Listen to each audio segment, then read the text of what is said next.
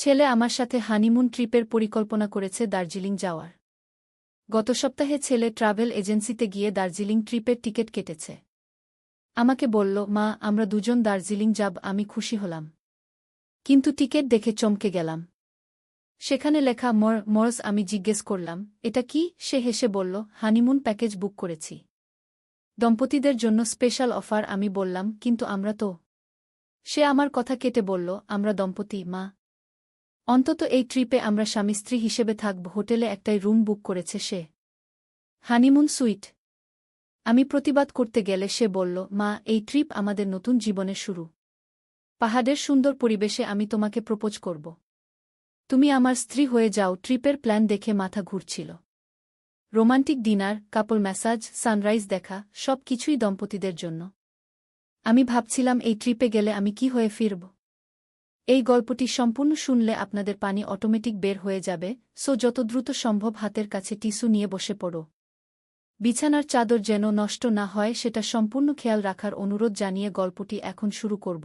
তার আগে সর্বশেষ অনুরোধ, দয়া করে এমন পানি বের করার গল্প নিয়মিত শুনতে আমাদের চ্যানেলটি সকলেই সাবস্ক্রাইব করুন। ধন্যবাদ। হ্যালো বন্ধুরা, আমার নাম সুমিত্রা দাস। আমার বয়স 40 বছর। আমার স্বামীর নাম প্রশান্ত দাস, বয়স 43 বছর। আমাদের 2 সন্তান, অভিজিৎ আর নীলা। অভিজিৎ 18 বছর বয়সী, কলেজে পড়ে। নীলা 10 বছর বয়সী, স্কুলে যায়। আজকে যে ঘটনাটা বলতে যাচ্ছি সেটা আমার জীবনের সবচেয়ে অবিশ্বাস্য এবং রোমাঞ্চকর অভিজ্ঞতা। এই ঘটনার পরে আমার পুরো পরিবারের জীবনই বদলে গেল। সেদিন সকালে অভিজিৎ আমার কাছে এসে বলল, মা, আমি তোমার সাথে একটা স্পেশাল ট্রিপ প্ল্যান করেছি। আমি অবাক হয়ে জিজ্ঞেস করলাম, কোথায়? সে বলল, দার্জিলিং। আমরা দুজন একসাথে যাব। আমি ভাবলাম ছেলে হয়তো আমাকে একটু আনন্দ দিতে চায়। কিন্তু যখন সে টিকিট দেখাল, আমার মাথা ঘুরে গেল। টিকেটে লেখা ছিল মার্সডেস হানিমুন প্যাকেজ। এটা কি ব্যাপার? আমি চিৎকার করে জিজ্ঞেস করলাম। অভিজিৎ হেসে বলল, মা, এটা হানিমুন প্যাকেজ। দম্পতিদের জন্য স্পেশাল ডিসকাউন্ট আছে। আমি আমাদের দুজনের জন্য বুক করেছি। কিন্তু আমরা তো মা ছেলে। আমি বললাম। সেটা তো কেউ জানে না, অভিজিৎ বলল। ওরা ভাববে আমরা স্বামী স্ত্রী।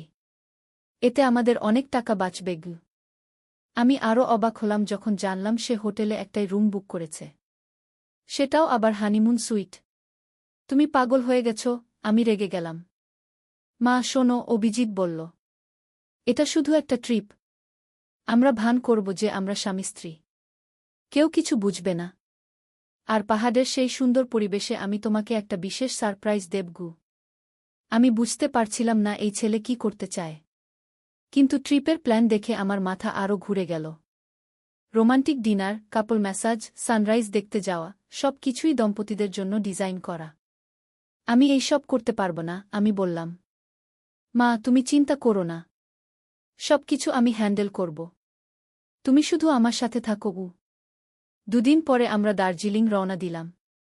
ট্রেনে বসে আমি ভাবছিলাম এই অদ্ভুত পরিস্থিতি কিভাবে সামলাব। অভিজিৎ খুব স্বাভাবিকভাবে সব কিছু করছিল, যেন এটা একটা সাধারণ ট্রিপ। দার্জিলিং পৌঁছে যখন আমরা হোটেলে গেলাম, রিসেপশনিস্ট আমাদের দেখে বলল, welcome mister and Mrs Das. আপনাদের হানিমুন সুইট রেডি। আমার মুখ লাল হয়ে গেল। কিন্তু অভিজিৎ খুব কনফিডেন্টের সাথে বলল, থ্যাংক ইউ। আমার ওয়াইফ একটু শাই টাইপের। রুমে গিয়ে দেখি সত্যিই হানিমুন সুইট। বিছানায় গোলাপের পাপড়ি ছড়ানো, রোমান্টিক মোমবাতি, শ্যাম্পেনের বোতল, সবকিছু। অভিজিৎ, এটা ঠিক হচ্ছে না, আমি বললাম। মা, রিল্যাক্স করো। আমি সোফায় শুব, তুমি বেডে থাকো। কিন্তু রাতের খাবারের সময় আরও সমস্যা হল। রেস্তোরাঁ আমাদের জন্য ক্যান্ডেল লাইট ডিনার সেট করা ছিল।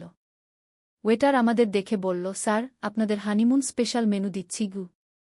অভিজিৎ আমার হাত ধরে বলল, হ্যাঁ, আমরা নিউলি ম্যারিড। আমি তার হাত ছাড়িয়ে নিতে গেলে সে ইশারায় বলল, অ্যাক্ট করো মা, না হলে সন্দেহ হবে। ডিনারের পরে যখন আমরা রুমে ফিরলাম, অভিজিৎ বলল, মা, কাল সকালে আমাদের কাঞ্চনজঙ্ঘা দেখতে যেতে হবে। ভোর 5টায়। পরদিন ভোরে আমরা টাইগার হিলে গেলাম সূর্যোদয় দেখতে। সেখানে গিয়ে দেখি অনেক দম্পতি এসেছে, সবাই রোমান্টিক মুডে। হঠাৎ অভিজিৎ আমার কানে ফিসফিস করে বলল, মা, ওই দেখো। ওই লোকটা আমাদের দিকে খুব কৌতূহলী চোখে তাকিয়ে আছে গি। আমি তাকিয়ে দেখি একটা লোক সত্যিই আমাদের দিকে অন্যরকম ভাবে তাকিয়ে আছে। সে কালো চশমা পরে আছে আর মোবাইলে কি যেন করছে। হয়তো আমাদের বয়সের পার্থক্য দেখে সন্দেহ করছে, আমি বললাম।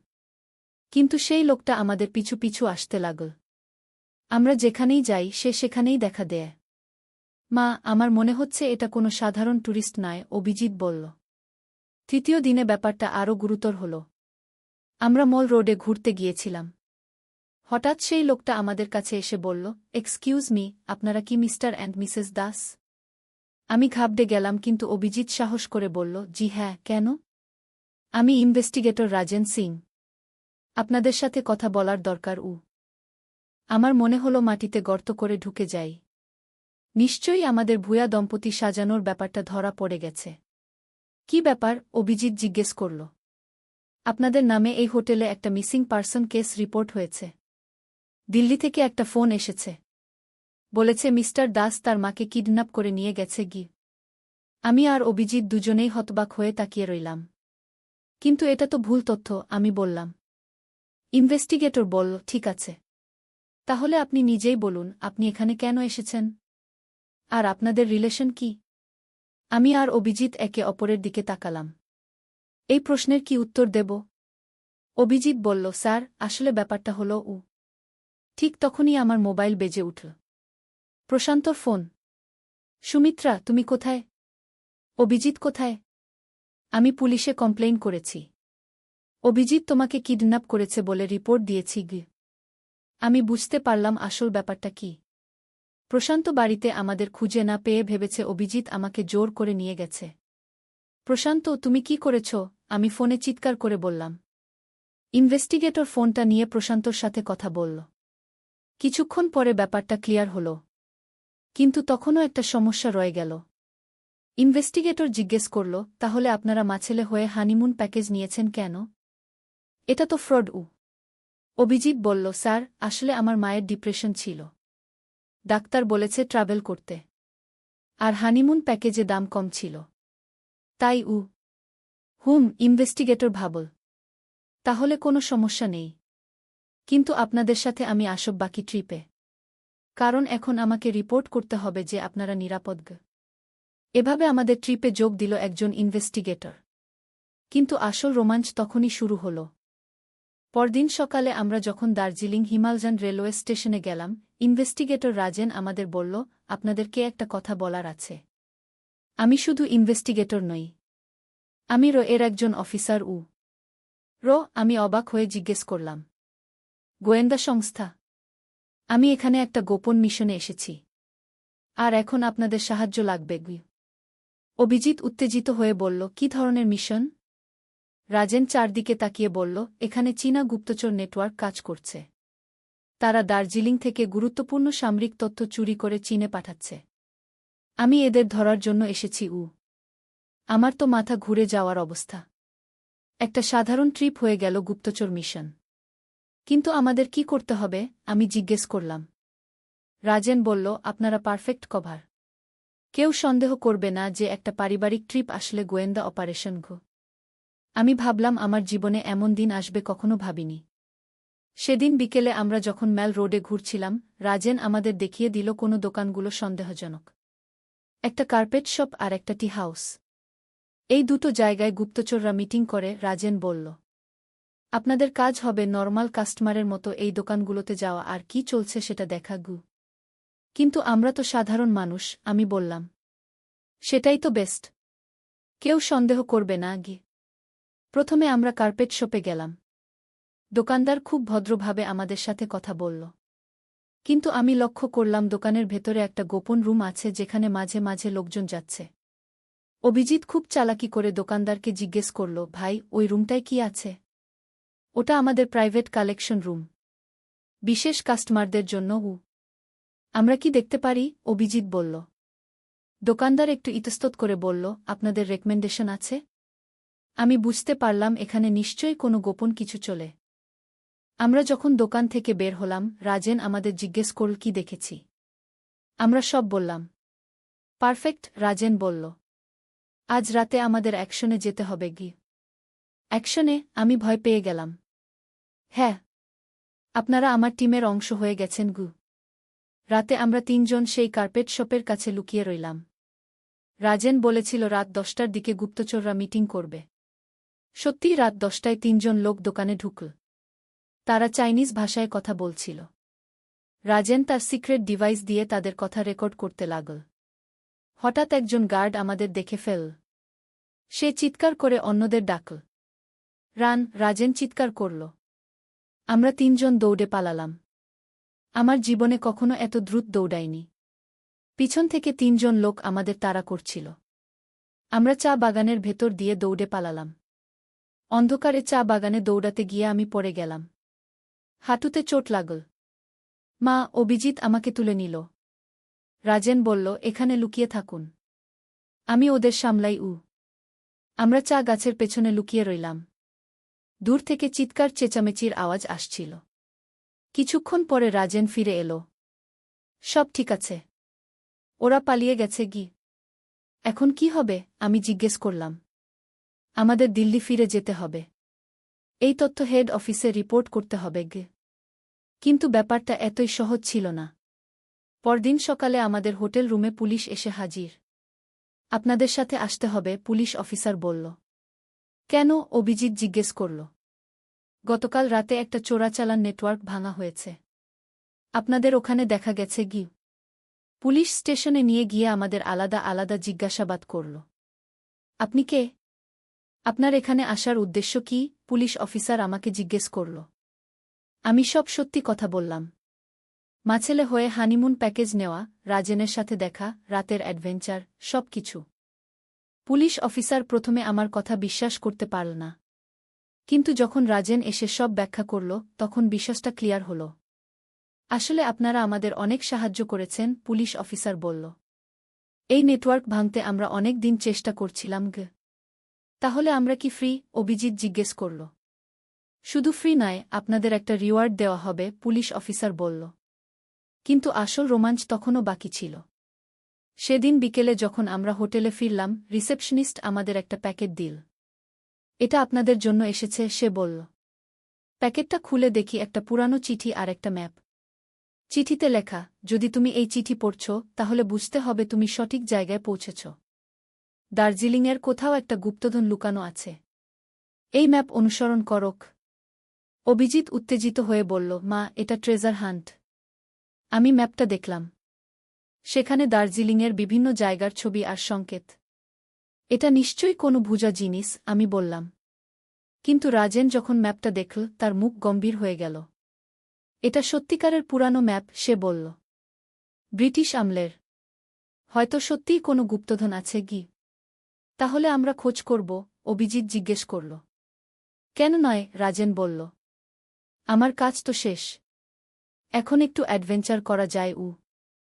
ম্যাপ অনুসরণ করে আমরা প্রথমে গেলাম পিস প্যাগোডায়।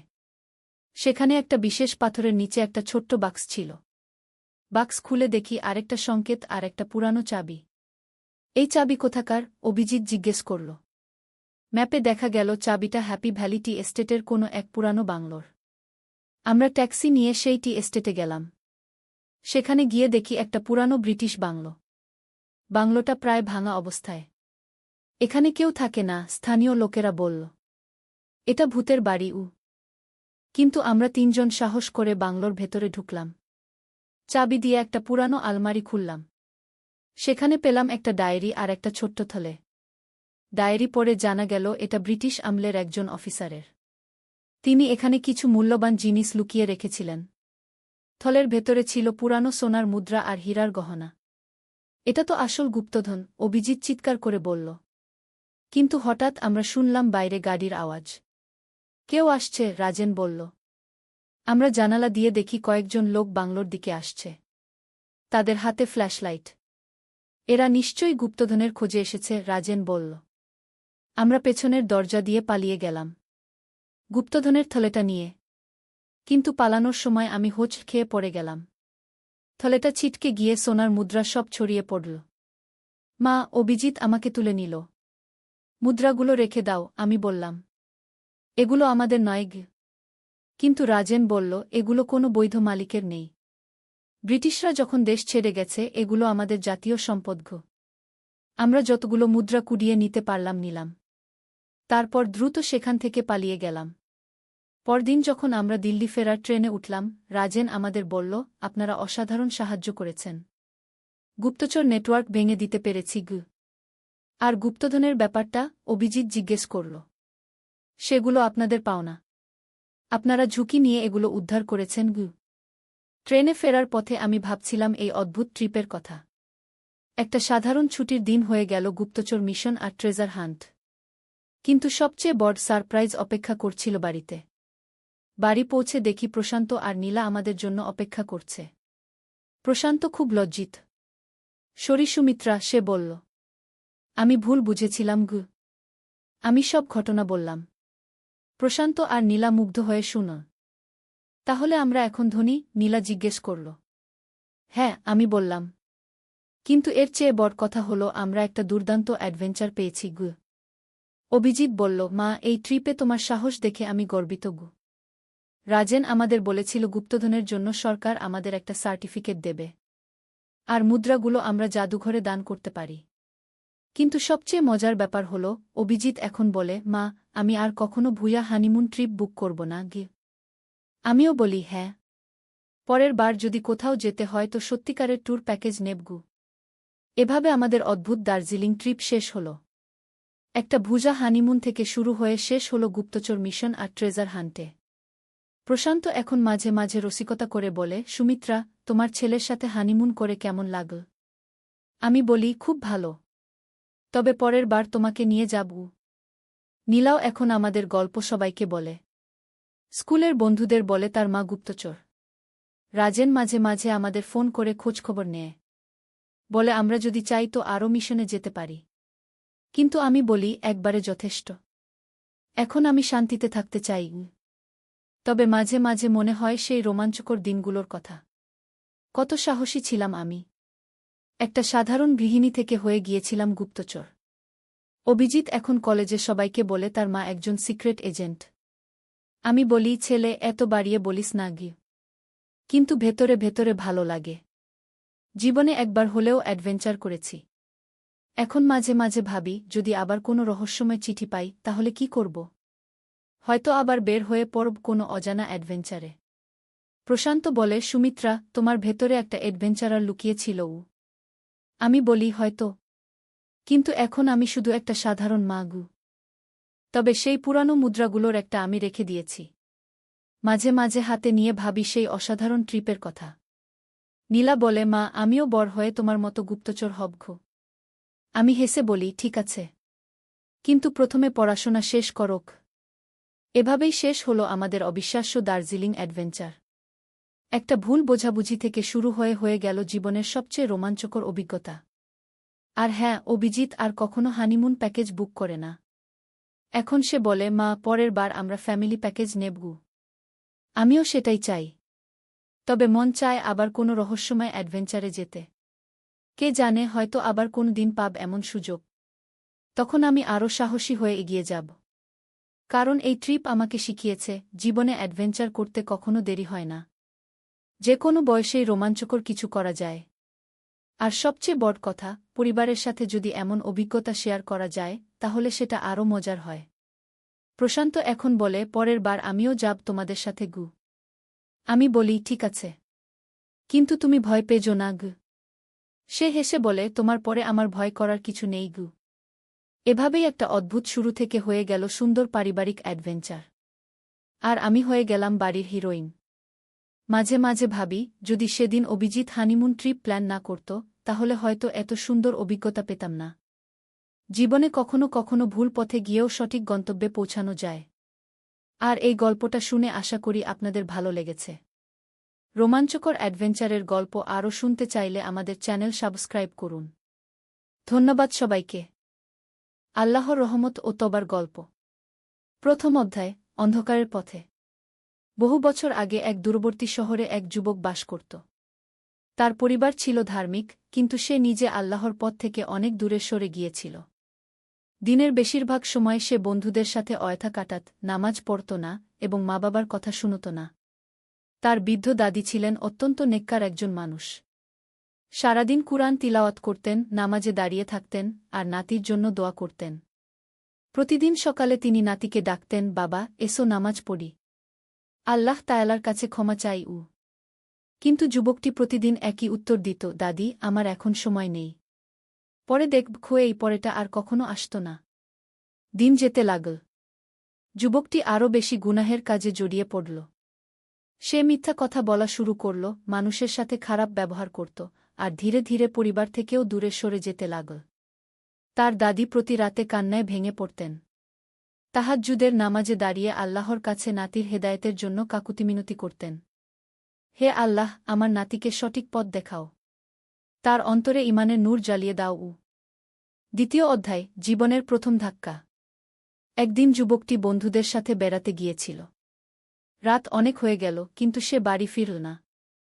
পরের দিন সকালে যখন ঘরে ফিরল, দেখল তার দাদি বিছানায় শুয়ে আছেন, খুব অসুস্থ। দাদি আপনার কি হয়েছে, সে জিজ্ঞেস করল।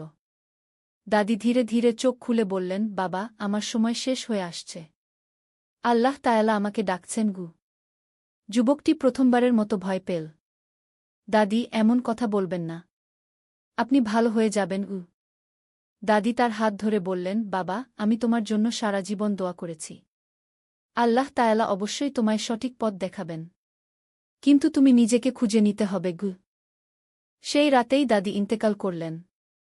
তার শেষ কথাগুলো ছিল, লা ইলাহা ইল্লাল্লাহু মুহাম্মাদুর রাসূলুল্লাহ। যুবকটি জীবনে প্রথমবার এত কষ্ট পেল। যার কাছ থেকে সবচেয়ে বেশি ভালোবাসা পেয়েছিল সেই মানুষটি আর নেই। দাদির জানাজায় অনেক মানুষ এসেছিল। সবাই বলছিল তিনি কত নেককার মানুষ ছিলেন, সারা জীবন আল্লাহর ইবাদত করেছেন। তৃতীয় অধ্যায়, অনুশোচনা শুরু। দাদির মৃত্যুর পর যুবকটি কিছুটা পরিবর্তন হতে চেষ্টা করল, কিন্তু পুরানো অভ্যাস ছাড়া সহজ নয়। কিছুদিন পর আবার আগের মতোই হয়ে গেল। তবে মাঝে মাঝে দাদির কথাগুলো মনে পড়ত। একদিন সে একটা দোকানে কিছু কিনতে গিয়েছিল। দোকানি একজন বয়স্ক মানুষ, খুব ভদ্র এবং নম্র। দোকানি তাকে জিজ্ঞেস করলেন, বাবা তুমি নামাজ পড়? যুবকটি একটু লজ্জা পেয়ে বলল, মাঝে মাঝেই। দোকানি মিষ্টি হেসে বললেন, বাবা আল্লাহ তাআলা আমাদের ভালোবাসেন, তাই তো আমাদের নামাজের মাধ্যমে তার কাছে যাওয়ার রাস্তা দিয়েছেন। নামাজ শুধু একটা কাজ নয়, এটা আল্লাহর সাথে কথা বলার সুযোগ। এই কথাগুলো যুবকটির মনে গেঁথে গেল। সে ভাবল, সত্যিই তো, আমি কখনো আল্লাহর সাথে কথা বলার চেষ্টা করিনি। সেই রাতে সে অনেক দিন পর মনে মনে আল্লাহকে ডাকল, হে আল্লাহ, আমি জানি না কিভাবে তোমার কাছে যেতে হয়, কিন্তু আমার দাদি সারা জীবন তোমার ইবাদত করেছেন, আমাকেও পথ দেখাও। চতুর্থ অধ্যায়, প্রথম পদক্ষেপ। পরের দিন সকালে ফজরের আজান শুনে যুবকটি প্রথমবারের মতো বিছানা থেকে উঠে গেল। সে জানত না কিভাবে অজু করতে হয়, কিভাবে নামাজ পড়তে হয়, কিন্তু সে চেষ্টা করল। তার বাবা অবাক হয়ে দেখলেন ছেলে অজু করার চেষ্টা করছে। তিনি কিছু না বলে পাশে গিয়ে দাঁড়ালেন এবং ধীরে ধীরে শেখালেন কিভাবে অজু করতে হয়। বাবা, অজু করার সময় এই দোয়া পড়বে, বিসমিল্লাহ। আর অজুর পর পড়বে, আশহাদু আল্লা ইলাহা ইল্লাল্লাহু ওয়াহদাহু লা শারিকা লাহ ওয়া আশহাদু আন্না মুহাম্মাদান আবদুহু ওয়া রাসূলুহু। প্রথম নামাজটা ঠিকমতো হল না। সে জানত না কোনো সূরা পড়তে হয়, কখন রুকু করতে হয়। কিন্তু সে চেষ্টা করেছিল, আর এটাই ছিল সবচেয়ে গুরুত্বপূর্ণ। নামাজের পর সে অদ্ভুত একটা শান্তি অনুভব করল। মনে হচ্ছিল অনেক দিন পর একটা ভালো কাজ করেছে। তার মা খুব খুশি হলেন। তিনি বললেন, তোমার দাদির দোয়া কবুল হয়েছে। পঞ্চম অধ্যায়, জ্ঞান অর্জনের পথ। যুবকটি বুঝল যে শুধু নামাজ পড়লেই হবে না, তাকে ইসলাম সম্পর্কে জানতে হবে। সে স্থানীয় মসজিদে গেল ইমাম সাহেবের কাছে। ইমাম সাহেব খুব দয়ালু মানুষ ছিলেন। তিনি যুবকটিকে দেখে খুশি হলেন। ভালো কথা বাবা, তুমি সঠিক সময়ে এসেছ। আমরা এখানে প্রতি সন্ধ্যায় কুরআন ও হাদিসের পাঠ নিই। প্রথম দিনে ইমাম সাহেব তাওহীদ সম্পর্কে বললেন। বাবারা, তাওহীদ মানে হল একমাত্র আল্লাহকে ইলাহ হিসেবে মানা। আল্লাহ ছাড়া আর কেউ আমাদের উপকার বা ক্ষতি করতে পারে না। তিনিই আমাদের রিজিক দেন, তিনিই আমাদের রক্ষা করেন। যুবকটি বুঝল যে সে আগে কত ভুল পথে ছিল। সে মনে মনে তওবা করল, হে আল্লাহ, আমি এতদিন তোমার অবাধ্য ছিলাম, আমাকে ক্ষমা করে দাও। ইমাম সাহেব আরও বললেন, তবার দরজা সবসময় খোলা। আল্লাহ তায়ালা বলেছেন, বলুন, হে আমার বান্দারা, যারা নিজেদের উপর অবিচার করেছ, আল্লাহর রহমত থেকে নিরাশ হজো না। নিশ্চয়ই আল্লাহ সব গুনাহ ক্ষমা করে দেন। তিনি ক্ষমাশীল, দয়ালু। ষষ্ঠ অধ্যায়, পরিবর্তনের চ্যালেঞ্জ। যুবকটি নিয়মিত মসজিদে যেতে শুরু করল। 5 ওয়াক্ত নামাজ পড়ার চেষ্টা করত, কুরআন তিলাওয়াত শিখত। কিন্তু এই পরিবর্তন সহজ ছিল না। তার পুরানো বন্ধুরা তাকে নিয়ে হাসাহাসি করত। এই দেখো, হুজুর হয়ে গেছে, আমাদের সাথে ঘুরতে আসবি না? যুবকটি বুঝল যে তাকে কঠিন সিদ্ধান্ত নিতে হবে। একদিন সে তার সবচেয়ে কাছের বন্ধুকে বলল, আমি আর আগের মতো সময় কাটাতে পারব না। আমি আল্লাহর রাস্তায় চলার চেষ্টা করছি। বন্ধুটি রেগে গেল, তুই পাগল হয়ে গেছিস। ধর্ম নিয়ে এত মাথা ঘামানোর কি দরকার? এই কথা শুনে যুবকটি কষ্ট পেল, কিন্তু সে দৃঢ় থাকল। সে বুঝেছিল যে সত্যিকারের বন্ধুরা তার ভালো কাজে বাধা দেবে না, বরং সাহায্য করবে। ইমাম সাহেব তাকে বললেন, বাবা, এটা স্বাভাবিক।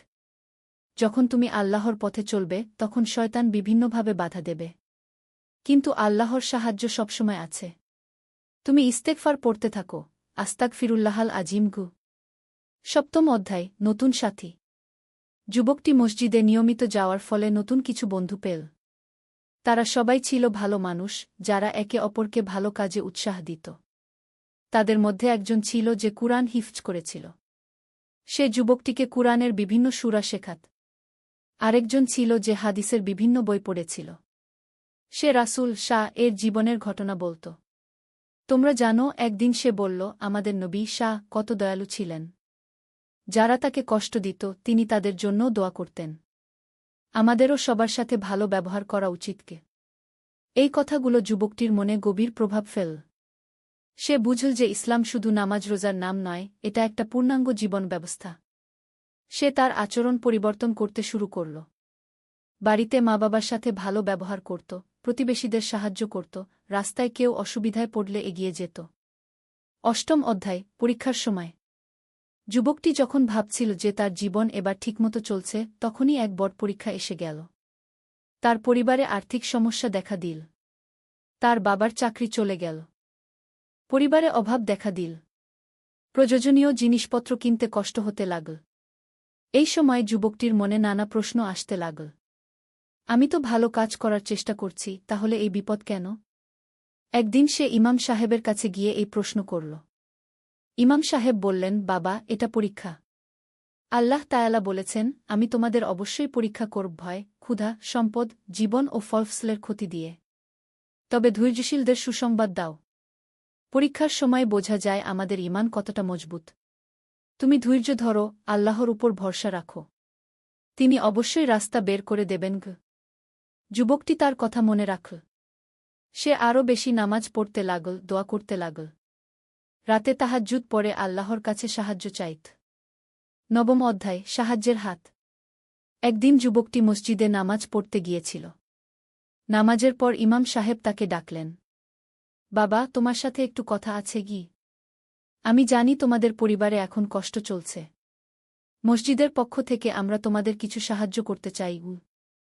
যুবকটি অবাক হয়ে বলল, ইমাম সাহেব, কিন্তু আমি তো কাউকে কিছু বলিনি গিয়ে। ইমাম সাহেব মিষ্টি হেসে বললেন, বাবা, মুসলিম ভাইবোনেরা একে অপরের খোঁজ রাখে। আর তাছাড়া, একজন মুমিনের কষ্ট দেখে অন্য মুমিনরা চুপ করে থাকতে পারে না গিয়ে। সেদিন মসজিদের সদস্যরা তাদের পরিবারের জন্য খাবার ও প্রয়োজনীয় জিনিসপত্র নিয়ে এসেছিল। যুবকটি কৃতজ্ঞতায় কান্নায় ভেঙে পড়ল। আল্লাহ তায়ালা বলেছেন, ইমাম সাহেব বললেন, যে ব্যক্তি কোনো মুমিনের দুনিয়ার কোনো কষ্ট দূর করে দেয়, আল্লাহ তার আখেরাতের কষ্ট দূর করে দেবেন। দশম অধ্যায়, নতুন সুযোগ। কয়েকদিন পর একটা অপ্রত্যাশিত ঘটনা ঘটল। মসজিদের একজন সদস্য যুবকটিকে জিজ্ঞেস করলেন, তুমি কি কাজ খুঁজছ? হ্যাঁ আঙ্কল, চেষ্টা করছি। আমার একটা দোকান আছে। একজন সৎ ও বিশ্বস্ত ছেলের দরকার। তুমি যদি চাও, আমার সাথে কাজ করতে পারো। যুবকটি খুব খুশি হয়ে রাজি হয়ে গেল। কাজ শুরু করার পর সে বুঝল যে এই মানুষটি শুধু একজন ভালো মুসলিমই নন, একজন আদর্শ ব্যবসায়ীও। তিনি সবসময় সততার সাথে ব্যবসা করতেন, কখনো মিথ্যা বলতেন না, গরিব ক্রেতাদের কম দামে জিনিস দিতেন। দেখো বাবা, তিনি একদিন যুবকটিকে বললেন, ব্যবসায় সততাই সবচেয়ে বড় পুঁজি। আল্লাহ তায়ালা সৎ ব্যবসায়ীদের রিজিকে বরকত দেন। যুবকটি অনেক কিছু শিখতে লাগল। কিভাবে মানুষের সাথে ভালো ব্যবহার করতে হয়, কিভাবে সততার সাথে কাজ করতে হয়। একাদশ অধ্যায়, দানের গুরুত্ব। কয়েক মাস কাজ করার পর যুবকটির আর্থিক অবস্থা কিছুটা ভালো হল। একদিন সে ইমাম সাহেবের কাছে গিয়ে বলল, ইমাম সাহেব, আমি কিছু টাকা জমিয়েছি। মসজিদের জন্য কিছু দান করতে চাই। ইমাম সাহেব খুশি হয়ে বললেন, বাহ বাবা, আল্লাহ তোমার মনে দানের চিন্তা এনেছেন। এটা বড় নিয়ামত। তবে শুধু মসজিদেই নয়, চারপাশে তাকাও। কোনো গরিব পরিবার আছে কিনা, কোনো অসহায় মানুষ আছে কিনা, তাদেরও সাহায্য করো। যুবকটি চারপাশে খোঁজ নিতে লাগল। সে দেখল তাদের পাশের বাড়িতে এক বিধবা মহিলা তার ছোট বাচ্চা নিয়ে খুব কষ্টে আছেন। তার স্বামী মারা যাওয়ার পর কোনো আয় নেই। যুবকটি তার জন্য নিয়মিত খাবার ও প্রয়োজনীয় জিনিস নিয়ে যেত। মহিলাটি তার জন্য দোয়া করতেন, আল্লাহ তোমার ভালো করুক বাবাগি। আল্লাহ তায়ালা বলেছেন, ইমাম সাহেব বললেন, তোমরা যা কিছু ভালো কাজ করো, আল্লাহ তা জানেন। আর আল্লাহ মুত্তাকিদের ভালোবাসেন। দ্বাদশ অধ্যায়, বিবাহের প্রস্তাব। কয়েক বছর কেটে গেল। যুবকটি এখন একজন পরিণত মুসলিম। সে নিয়মিত নামাজ পড়ে, কুরআন তিলাওয়াত করে, মানুষের সাহায্য করে। তার চরিত্র ও আচরণ দেখে সবাই প্রশংসা করে। একদিন তার বাবা মা তার সাথে কথা বললেন, বাবা, তোর এখন বিয়ের বয়স হয়েছে। আমরা একটা ভালো মেয়ে দেখেছি। মেয়েটির পরিবারও ধার্মিক। মেয়েটি নিজেও নামাজি, কুরআন জানে। দুই পরিবার একসাথে বসে সিদ্ধান্ত নিল। বিয়ের আগে যুবকটি আল্লাহর কাছে দোয়া করল, হে আল্লাহ, আমার জীবনসঙ্গী যেন আমাকে তোমার রাস্তায় চলতে সাহায্য করে। আমরা যেন একসাথে তোমার ইবাদত করি। বিয়ের দিন সবাই দোয়া করল নতুন দম্পতির জন্য। ইমাম সাহেব বললেন, আল্লাহ তোমাদের দুজনকে খুশি রাখুন। তোমাদের ঘরে শান্তি ও বরকত দিন। ত্রয়োদশ অধ্যায়, নতুন জীবনের শুরু। বিয়ের পর যুবকটির জীবন আরও সুন্দর হয়ে উঠল। তার স্ত্রী একজন আদর্শ মুসলিম নারী ছিলেন। তিনি স্বামীকে ভালো কাজে উৎসাহ দিতেন, একসাথে নামাজ পড়তেন, কুরআন তিলাওয়াত করতেন। আমার স্বামী, তিনি একদিন বললেন, আমরা প্রতিদিন কিছু না কিছু ভালো কাজ করার চেষ্টা করি। এতে আল্লাহ তায়ালা খুশি হবেন। দুজনে মিলে গরিব পরিবারগুলোর সাহায্য করতেন। প্রতি শুক্রবার এতিম বাচ্চাদের জন্য খাবার নিয়ে যেতেন। যুবকটি বুঝল যে একজন সৎ জীবনসঙ্গী পাওয়া আল্লাহর বিশেষ রহমত। কিছুদিন পর তাদের প্রথম সন্তান হল, একটি কন্যা সন্তান। যুবকটি খুব খুশি হল। সে আল্লাহর শুকরিয়া আদায় করল এবং আকিকা দিল। আল্লাহ তায়ালা বলেছেন, ইমাম সাহেব বললেন, সন্তান দুনিয়ার সৌন্দর্য, কিন্তু তাদের সঠিক শিক্ষা দেওয়া বাবা মায়ের দায়িত্ব। চতুর্দশ অধ্যায়, সন্তান লালন পালন। যুবকটি ও তার স্ত্রী তাদের মেয়েকে ইসলামিক শিক্ষায় গড়ে তুলতে লাগলেন। ছোট বয়স থেকেই তাকে আল্লাহর নাম শেখালেন, ছোট ছোট দোয়া শেখালেন। মেয়েটি যখন একটু বড় হল, তখন তাকে কুরআনের ছোট সূরাগুলো শেখানো শুরু করলেন। প্রতিদিন তার সাথে নামাজে দাঁড়ানোর অভ্যাস করালেন। একদিন ছোট মেয়েটি তার বাবাকে জিজ্ঞেস করল, বাবা, আল্লাহ তায়ালা কোথায় থাকেন? যুবকটি তার মেয়েকে কোলে নিয়ে বলল, বেটা, আল্লাহ তায়ালা আরশের উপর আছেন। কিন্তু তিনি আমাদের খুব কাছে। আমরা যখন তাকে ডাকি, তিনি আমাদের ডাক শোনেন। আল্লাহ তায়ালা আমাদের ভালোবাসেন, তাই তো আমাদের বাবা মা দিয়েছেন, খাবার দিয়েছেন, বাড়ি দিয়েছেন। ছোট মেয়েটি খুশি হয়ে বলল, তাহলে আমি আল্লাহ তায়ালাকে ধন্যবাদ বলি। কয়েক বছর পর তাদের আরও একটি সন্তান হল, এবার একটি ছেলে।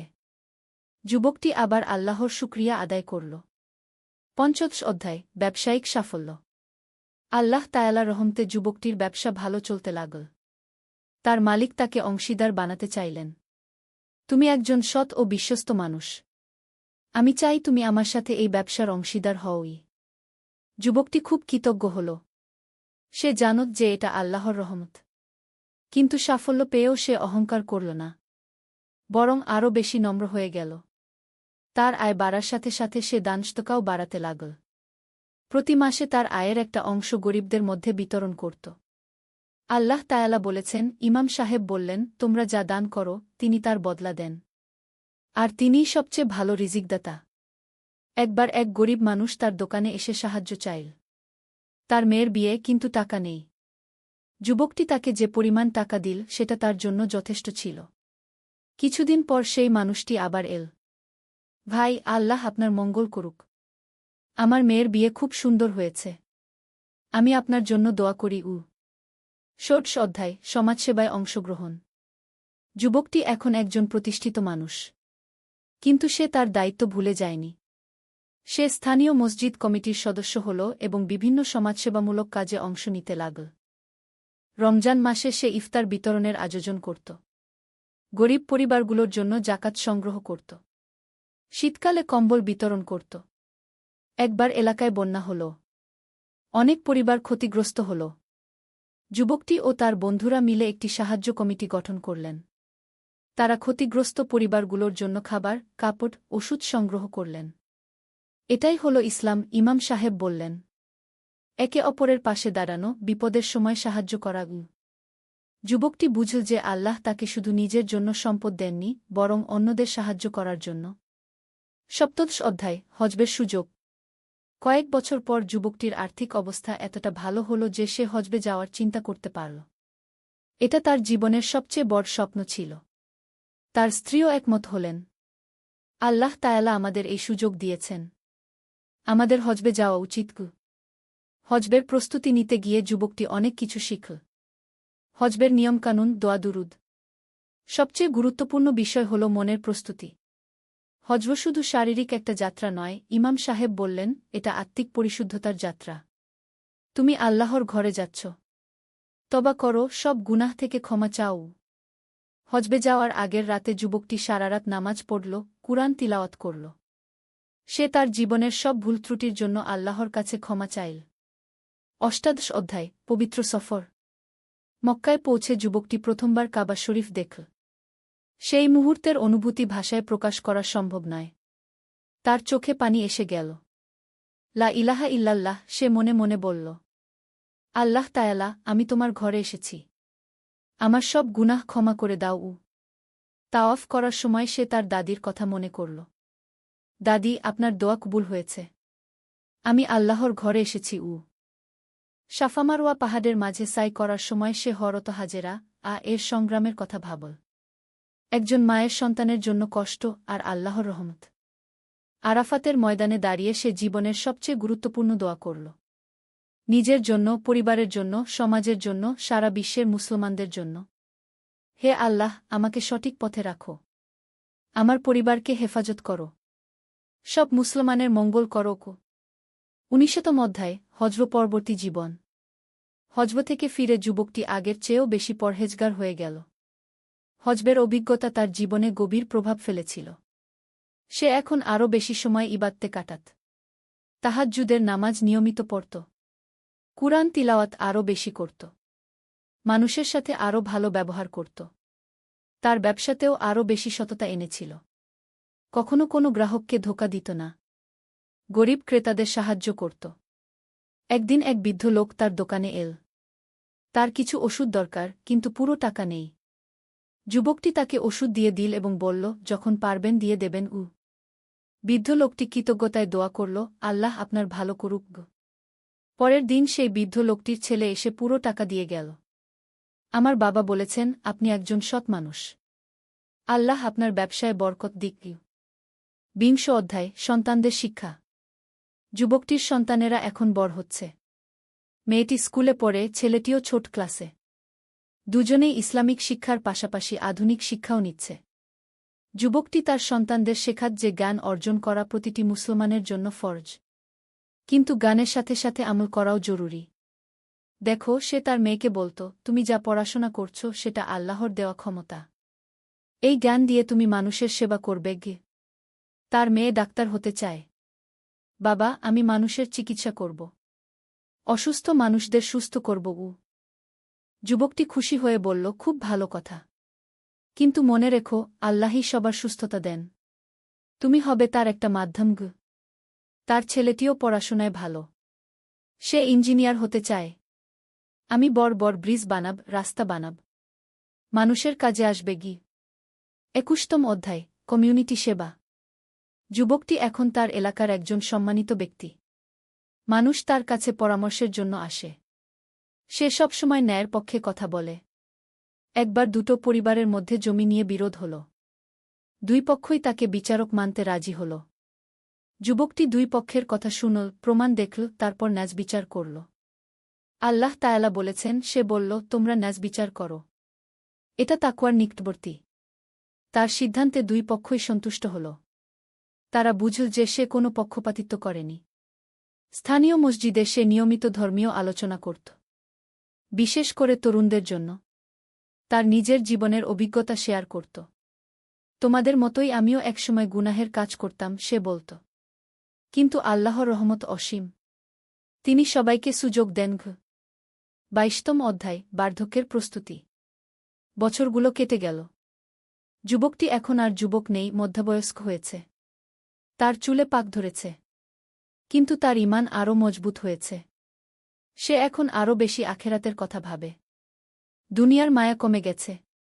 সম্পদ বৃদ্ধির চেয়ে নেক আমল বৃদ্ধিতে বেশি মনোযোগী।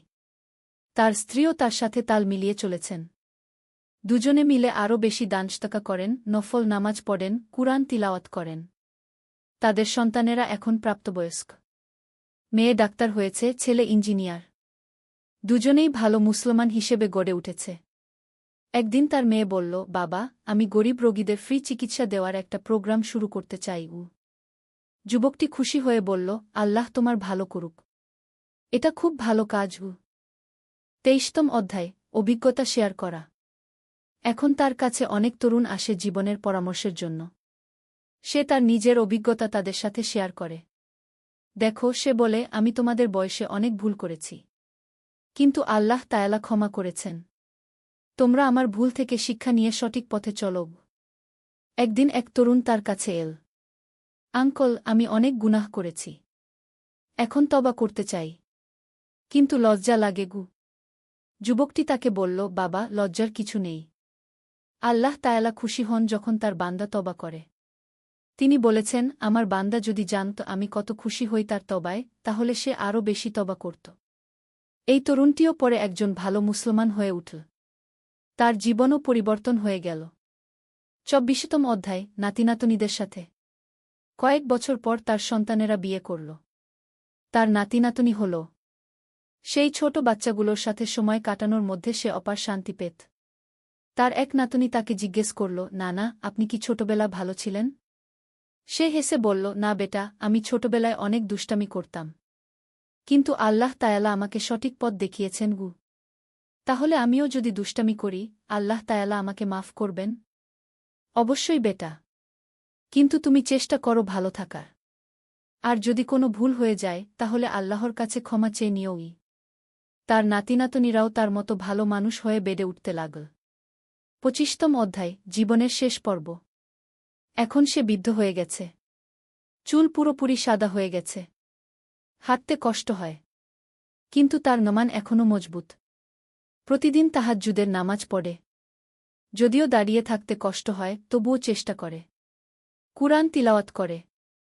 দোয়া দুরূদ পড়ে। সবচেয়ে বেশি সময় কাটায় আল্লাহর জিকিরে।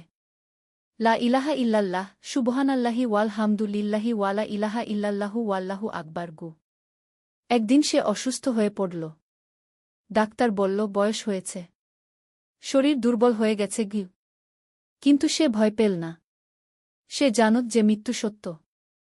আল্লাহর কাছে ফিরে যেতে হবে। 26তম অধ্যায়, শেষ দিনগুলো। জীবনের শেষ দিনগুলোতে সে আরও বেশি আল্লাহর ইবাদতে মশগুল হয়ে পড়ল। পরিবারের সবাই তার সেবা করত। তার ছেলেমেয়েরা, নাতিনাতনীরা সবাই তার কাছে এসে দোয়া চাইত। সে সবার জন্য দোয়া করত। আল্লাহ তোমাদের সবার ভালো করুক। তোমরা সবাই ইসলামের উপর অটুট থেকো। একদিন সে তার স্ত্রীকে বলল, আমার মনে হচ্ছে আমার সময় শেষ হয়ে আসছে। তুমি আমার জন্য দোয়া করোগ। সেই রাতে সে অনেক তওবা ইস্তেগফার করল। আল্লাহর কাছে ক্ষমা চাইল। জান্নাতের জন্য দোয়া করল। 27 অধ্যায়, বিদায়। ফজরের নামাজের সময় তার অবস্থা খুব খারাপ হল। পরিবারের সবাই তার চারপাশে জড়ো হল। ইমাম সাহেব এলেন। কালেমা। একদিন আলী সাহেব সোহেলের অফিসে এলেন। সোহেল তাকে দেখে অবাক হয়ে গেল। স্যার, আপনি এখানে? হ্যাঁ সোহেল, তোমার অফিস একবার দেখতে চাইলাম। খুব সুন্দর হয়েছে। আলী সাহেব পুরো অফিস ঘুরে দেখলেন। কর্মচারীদের সাথে কথা বললেন। তারপর সোহেলের রুমে এসে বসলেন। সোহেল, তুমি অনেক দূর এসেছ। মনে আছে ৭ বছর আগে তুমি যখন আমার অফিসে প্রথম এসেছিলে চা বানানোর কাজ করতে? হ্যাঁ স্যার, সব মনে আছে ইউ। আমি গর্বিত যে আমি তোমাকে একটা সুযোগ দিয়েছিলাম, আর তুমি সেই সুযোগকে কাজে লাগিয়েছ। জানো সফলতার মূল সূত্র কি? কি স্যার? কঠোর পরিশ্রম, সততা আর হাল না ছাড়া। তোমার মধ্যে এই ৩টা গুণই আছে গু। সোহেল চোখে জল নিয়ে বলল, আপনি না থাকলে আজ আমি এখানে পৌঁছাতে পারতাম না স্যার। না সোহেল, আমি শুধু একটা দরজা খুলে দিয়েছিলাম। ভেতরে ঢুকে পথ তৈরি করেছ তুমি নিজে গু। আলী সাহেব চলে যাওয়ার আগে বললেন, আমার একটা বড় প্রজেক্ট আছে, একটা 20 ফ্লোর বিজনেস টাওয়ার। আমি চাই তুমি এই প্রজেক্টে আমার সাথে পার্টনার হও। 50-50। রাজি? সোহেল অবাক হয়ে গেল। এত বড় প্রজেক্ট? স্যার, আমার কি যথেষ্ট সামর্থ্য আছে? আছে। আমি বিশ্বাস করি সোহেল রাজি হয়ে গেল। এটা তার জীবনের সবচেয়ে বড় প্রজেক্ট হবে। ৫০ অধ্যায়, বড় চ্যালেঞ্জ। 20 ফ্লোর বিজনেস টাওয়ারের কাজ শুরু হল। এটা সোহেলের জীবনের সবচেয়ে বড় চ্যালেঞ্জ। প্রজেক্টের বাজেট প্রায় ১০ করোড় টাকা। সোহেলকে ৫ করোড় টাকা ইনভেস্ট করতে হবে। সোহেল তার সব সঞ্চয়ে, ব্যাংক লোন আর কিছু ইনভেস্টর থেকে টাকা জোগাড় করল। এটা একটা বিশাল ঝুঁকি। যদি প্রজেক্ট ব্যর্থ হয়, সব শেষ। মিনা চিন্তিত ছিল। সোহেল, এত বড় ঝুঁকি নেওয়া ঠিক হবে? মিনা, জীবনে বড় কিছু করতে হলে ঝুঁকি নিতে হয়। আমি এই সুযোগ হাতছাড়া করতে চাই না গিয়ে। কিন্তু যদি কিছু ভুল হয়? ভুল হবে না। আমি আলী সাহেবের সাথে আছি। উনি আমাকে গাইড করবেন। প্রজেক্ট শুরু হল। প্রথম ৬ মাস সব ভালোই চলছিল। কাজ সময়মতো হচ্ছে, বাজেট ঠিক আছে। কিন্তু ৭ মাসের মাথায় একটা বড় সমস্যা দেখা দিল। একজন প্রধান ইনভেস্টর হঠাৎ তার টাকা ফেরত চাইলেন। তিনি অন্য একটা জরুরি কাজে টাকা লাগবে বলে জানালেন। ১ করোড় টাকা ফেরত দিতে হবে। সোহেল বিপদে পড়ে গেল। ১ করোড় টাকা এখন কোথায় পাবে? প্রজেক্টের সব টাকা ঢেলে দিয়েছে। সে আলী সাহেবের সাথে কথা বলল। আলী সাহেব বললেন, চিন্তা করো না, আমি ব্যবস্থা করছি। কিন্তু আলী সাহেবও বড় একটা প্রজেক্টে আটকে আছেন। তার হাতে লিকুইড ক্যাশ নেই। সোহেল অন্য ব্যাংক থেকে লোন নেওয়ার চেষ্টা করল। কিন্তু ব্যাংক বলল, ইতিমধ্যে তার অনেক লোন আছে, নতুন লোন দিতে পারবে না। সোহেল রাতে ঘুমাতে পারছিল না। খাওয়া দাওয়া বন্ধ করে দিয়েছিল। মিনা তাকে দেখে খুব চিন্তিত হয়ে গেল। সোহেল, প্লিজ নিজেকে এভাবে শেষ করে ফেলো না। কোনো একটা রাস্তা বের হবেই কি। কিন্তু সোহেল কোনো রাস্তা দেখতে পাচ্ছিল না। ইনভেস্টর ১৫ দিন সময় দিয়েছে। ১৫ দিনের মধ্যে টাকা ফেরত না দিলে তিনি আইনি ব্যবস্থা নেবেন। ১০ দিন কেটে গেল। সোহেল কোনো সমাধান খুঁজে পেল না। সে প্রায় হাল ছেড়ে দিয়েছিল।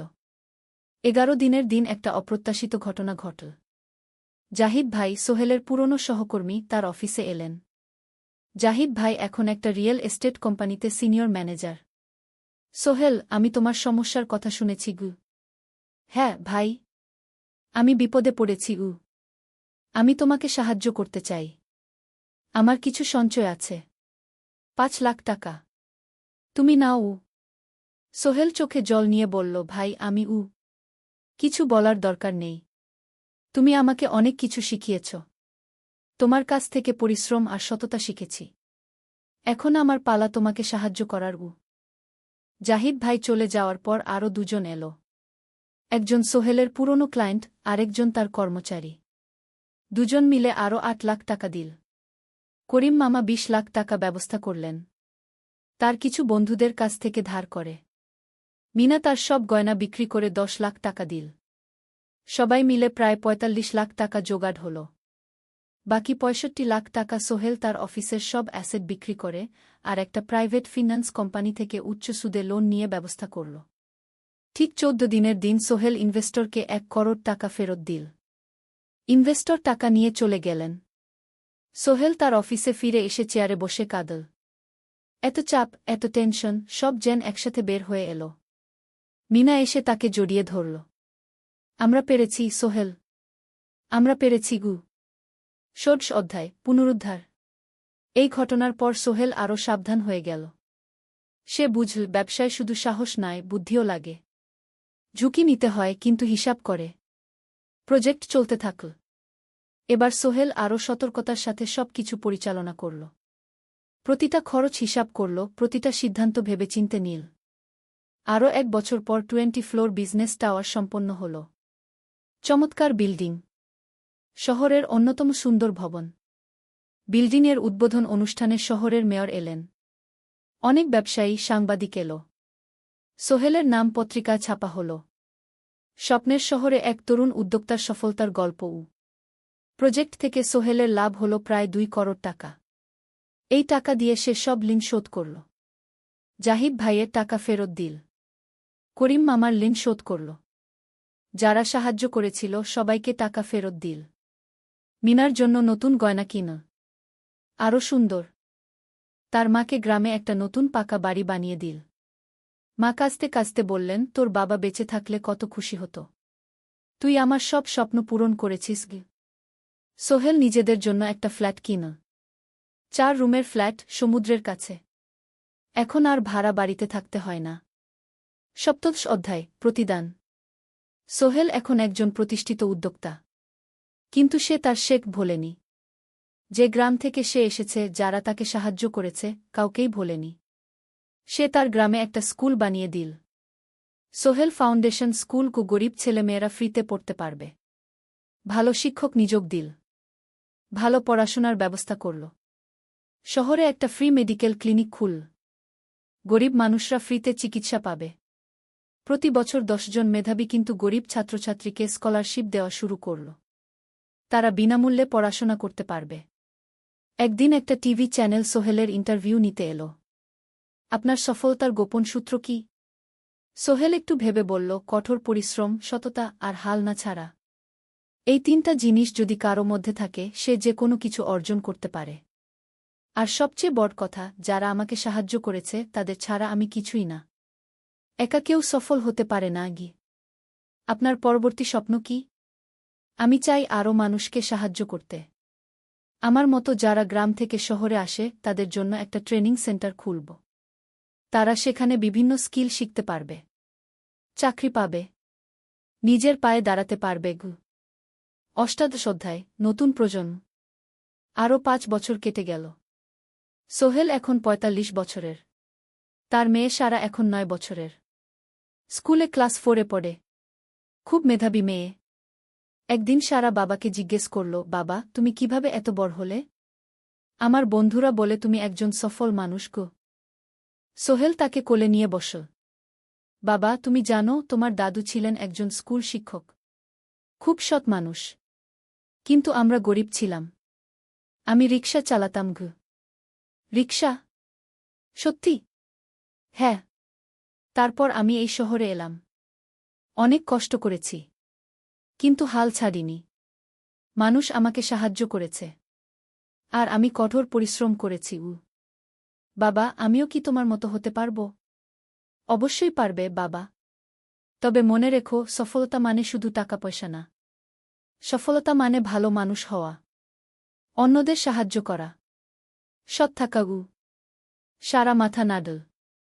আমি ভালো মানুষ হব বাবা। সোহেল তার মেয়েকে জড়িয়ে ধরল। মনে মনে ভাবল, তার জীবনের সব কষ্ট সার্থক হয়েছে। মিনা রান্নাঘর থেকে ডাকল, খাবার তৈরি। এসো। সোহেল সারাকে নিয়ে ডাইনিং টেবিলে গেল। ঋতু এসেছে। সে এখন বিয়ে করেছে, তার একটা ছেলে হয়েছে। সোহেলের মা মাঝে মাঝে চট্টগ্রামে বেড়াতে আসেন। আজও এসেছেন। সবাই মিলে খেতে বসল। হাসিগল্পে ভরা পরিবার। সোহেল তাকাল তার মায়ের দিকে, মিনার দিকে, সারার দিকে, ঋতুর দিকে। মনে হল, জীবনে আর কি চাই? খাওয়া শেষে সবাই বসে রইল, গল্প করছিল। হঠাৎ সোহেলের ফোন বাজল। অফিস থেকে একটা জরুরি বিষয়। সোহেল ফোন রেখে দিয়ে মিনাকে বলল, একটা নতুন প্রজেক্টের প্রস্তাব এসেছে। একটা এতিমখানা বানানোর কাজ। সরকারি প্রজেক্ট। তুমি নেবে? অবশ্যই। এটা আমার স্বপ্নের প্রজেক্ট। যেসব বাচ্চাদের বাবা মা নেই, তাদের জন্য একটা সুন্দর জায়গা। মিনা হাসল। তুমি কখনো বদলাও না। এখনো অন্যদের কথা ভাবো। এটাই তো জীবন, মিনা। শুধু নিজের জন্য বাঁচলে কি হবে? 49 অধ্যায়, উত্তরাধিকার। 10 বছর আরও কেটে গেল। সোহেল এখন 55 বছরের। তার চুলে পাক ধরেছে। কিন্তু শক্তি এখনও আগের মতোই। সারা এখন 19 বছরের। সে বিশ্ববিদ্যালয়ে ইঞ্জিনিয়ারিং পড়ছে। সে চায় বাবার মতো কনস্ট্রাকশন ইন্ডাস্ট্রিতে কাজ করতে। একদিন সারা বাবাকে বলল, বাবা, আমি তোমার কোম্পানিতে কাজ করতে চাই। এখনও তো তোর পড়াশোনা বাকি। জানি, কিন্তু আমি এখন থেকেই শিখতে চাই। ছুটির দিনে তোমার সাথে সাইটে যেতে চাই। দেখতে চাই কিভাবে কাজ হয়। সোহেল খুশি হয়ে গেল। তার মেয়ে তার পথ অনুসরণ করতে চায়। ঠিক আছে, কিন্তু শর্ত হল তোকে সবকিছু নিজ থেকে শিখতে হবে। কোনো স্পেশাল ট্রিটমেন্ট পাবি না। আমি তো তাই চাই, বাবাগু। সারা তার বাবার সাথে কাজ শিখতে শুরু করল। সে দেখল কিভাবে শ্রমিকরা কাজ করে, কিভাবে ম্যাটেরিয়াল বাছাই করতে হয়, কিভাবে একটা প্রজেক্ট ম্যানেজ করতে হয়। সোহেল তাকে কোনো সহজ পথ দিল না। সারাকেও সবার মতো কষ্ট করতে হল। সাইটে রোদে দাঁড়িয়ে থাকতে হল। শ্রমিকদের সাথে কথা বলতে হল। কিন্তু সারা হাল ছাড়ল না। সে তার বাবার মেয়ে।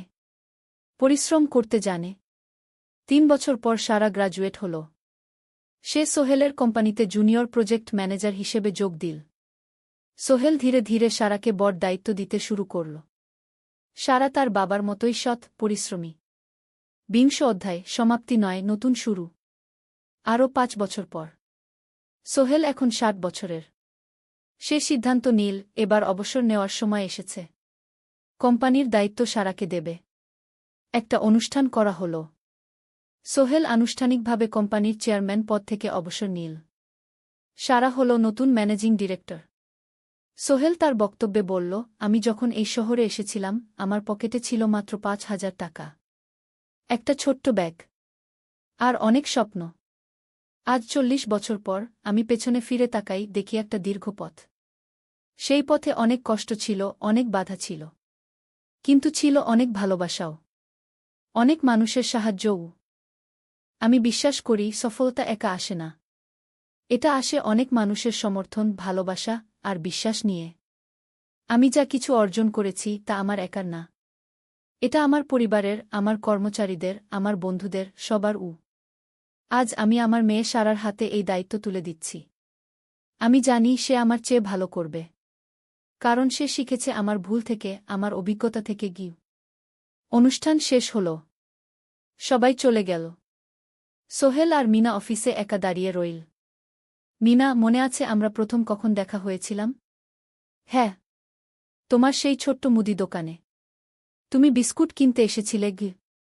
কে ভেবেছিল সেই দিন থেকে আমাদের এই পর্যস্বপ্নের শহর। প্রথম অধ্যায়, যাত্রা শুরু। সকাল 7টা বেজে গেছে। ঢাকার কমলাপুর রেলস্টেশনে মানুষের ভিড়। চারদিকে চা বিস্কুট বিক্রেতাদের চিৎকার, ট্রেনের হর্ন আর যাত্রীদের কোলাহল। এই বিশাল ভিড়ের মধ্যে একটা ছোট্ট ব্যাগ হাতে দাঁড়িয়ে আছে সোহেল। বয়স মাত্র 22। গায়ের রং শ্যামলা, চোখে স্বপ্নের ঝিলিক। ভাইজা, চট্টগ্রামের টিকিট আছে? সোহেল টিকিট কাউন্টারের সামনে দাঁড়িয়ে জিজ্ঞেস করল। আছে। 30 টাকা। কাউন্টারের লোকটা উত্তর দিল। সোহেল তার পকেট থেকে টাকা বের করল। মোট 5,000 টাকা। এই টাকা সে জমিয়েছে গত 3 বছরে রিকশা চালিয়ে।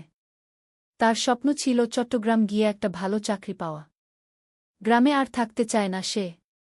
বাবা মারা গেছেন 10 বছর আগে। মা আর ছোট বোন ঋতুকে নিয়ে সংসার চালাচ্ছিল রিকশা চালিয়ে। কিন্তু এভাবে তো আর সারা জীবন চলবে না। টিকিট কেটে সোহেল প্ল্যাটফর্মে এল। ট্রেন ছাড়বে আর মাত্র 15 মিনিট পরে। সে একটা বেঞ্চে বসে পড়ল। ব্যাগটা বুকের কাছে চেপে ধরল। এই ব্যাগে আছে তার সব সম্পদ, কিছু কাপড়, একটা ছোট্ট ফটো ফ্রেমে বাবা মায়ের ছবি, আর কিছু টাকা। কোথায় যাচ্ছেন? পাশে বসা একজন বয়স্ক মানুষ জিজ্ঞেস করলেন।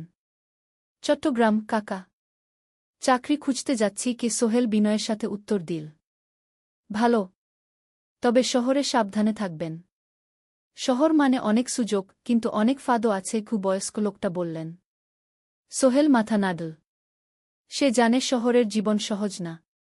কিন্তু তার কোনো বিকল্প নেই। গ্রামে রিকশা চালিয়ে মাসে ৩,৫০০ টাকা আয় হতো। তার মধ্যে সংসার চালাতে হতো, বোনের স্কুলের খরচ দিতে হতো, মায়ের ওষুধের খরচ দিতে হতো। কিছুই বাঁচত না। আর এই জীবন থেকে বেরোনোর একটাই পথ, শহরে গিয়ে ভালো কাজ খুঁজে নেওয়া। সোহেল মনে মনে ভাবল তার বাবার কথা। বাবা ছিলেন একজন স্কুল শিক্ষক। খুব সৎ মানুষ ছিলেন। সবসময় বলতেন, সোহেল, তুই লেখাপড়া শিখে বড় মানুষ হবি।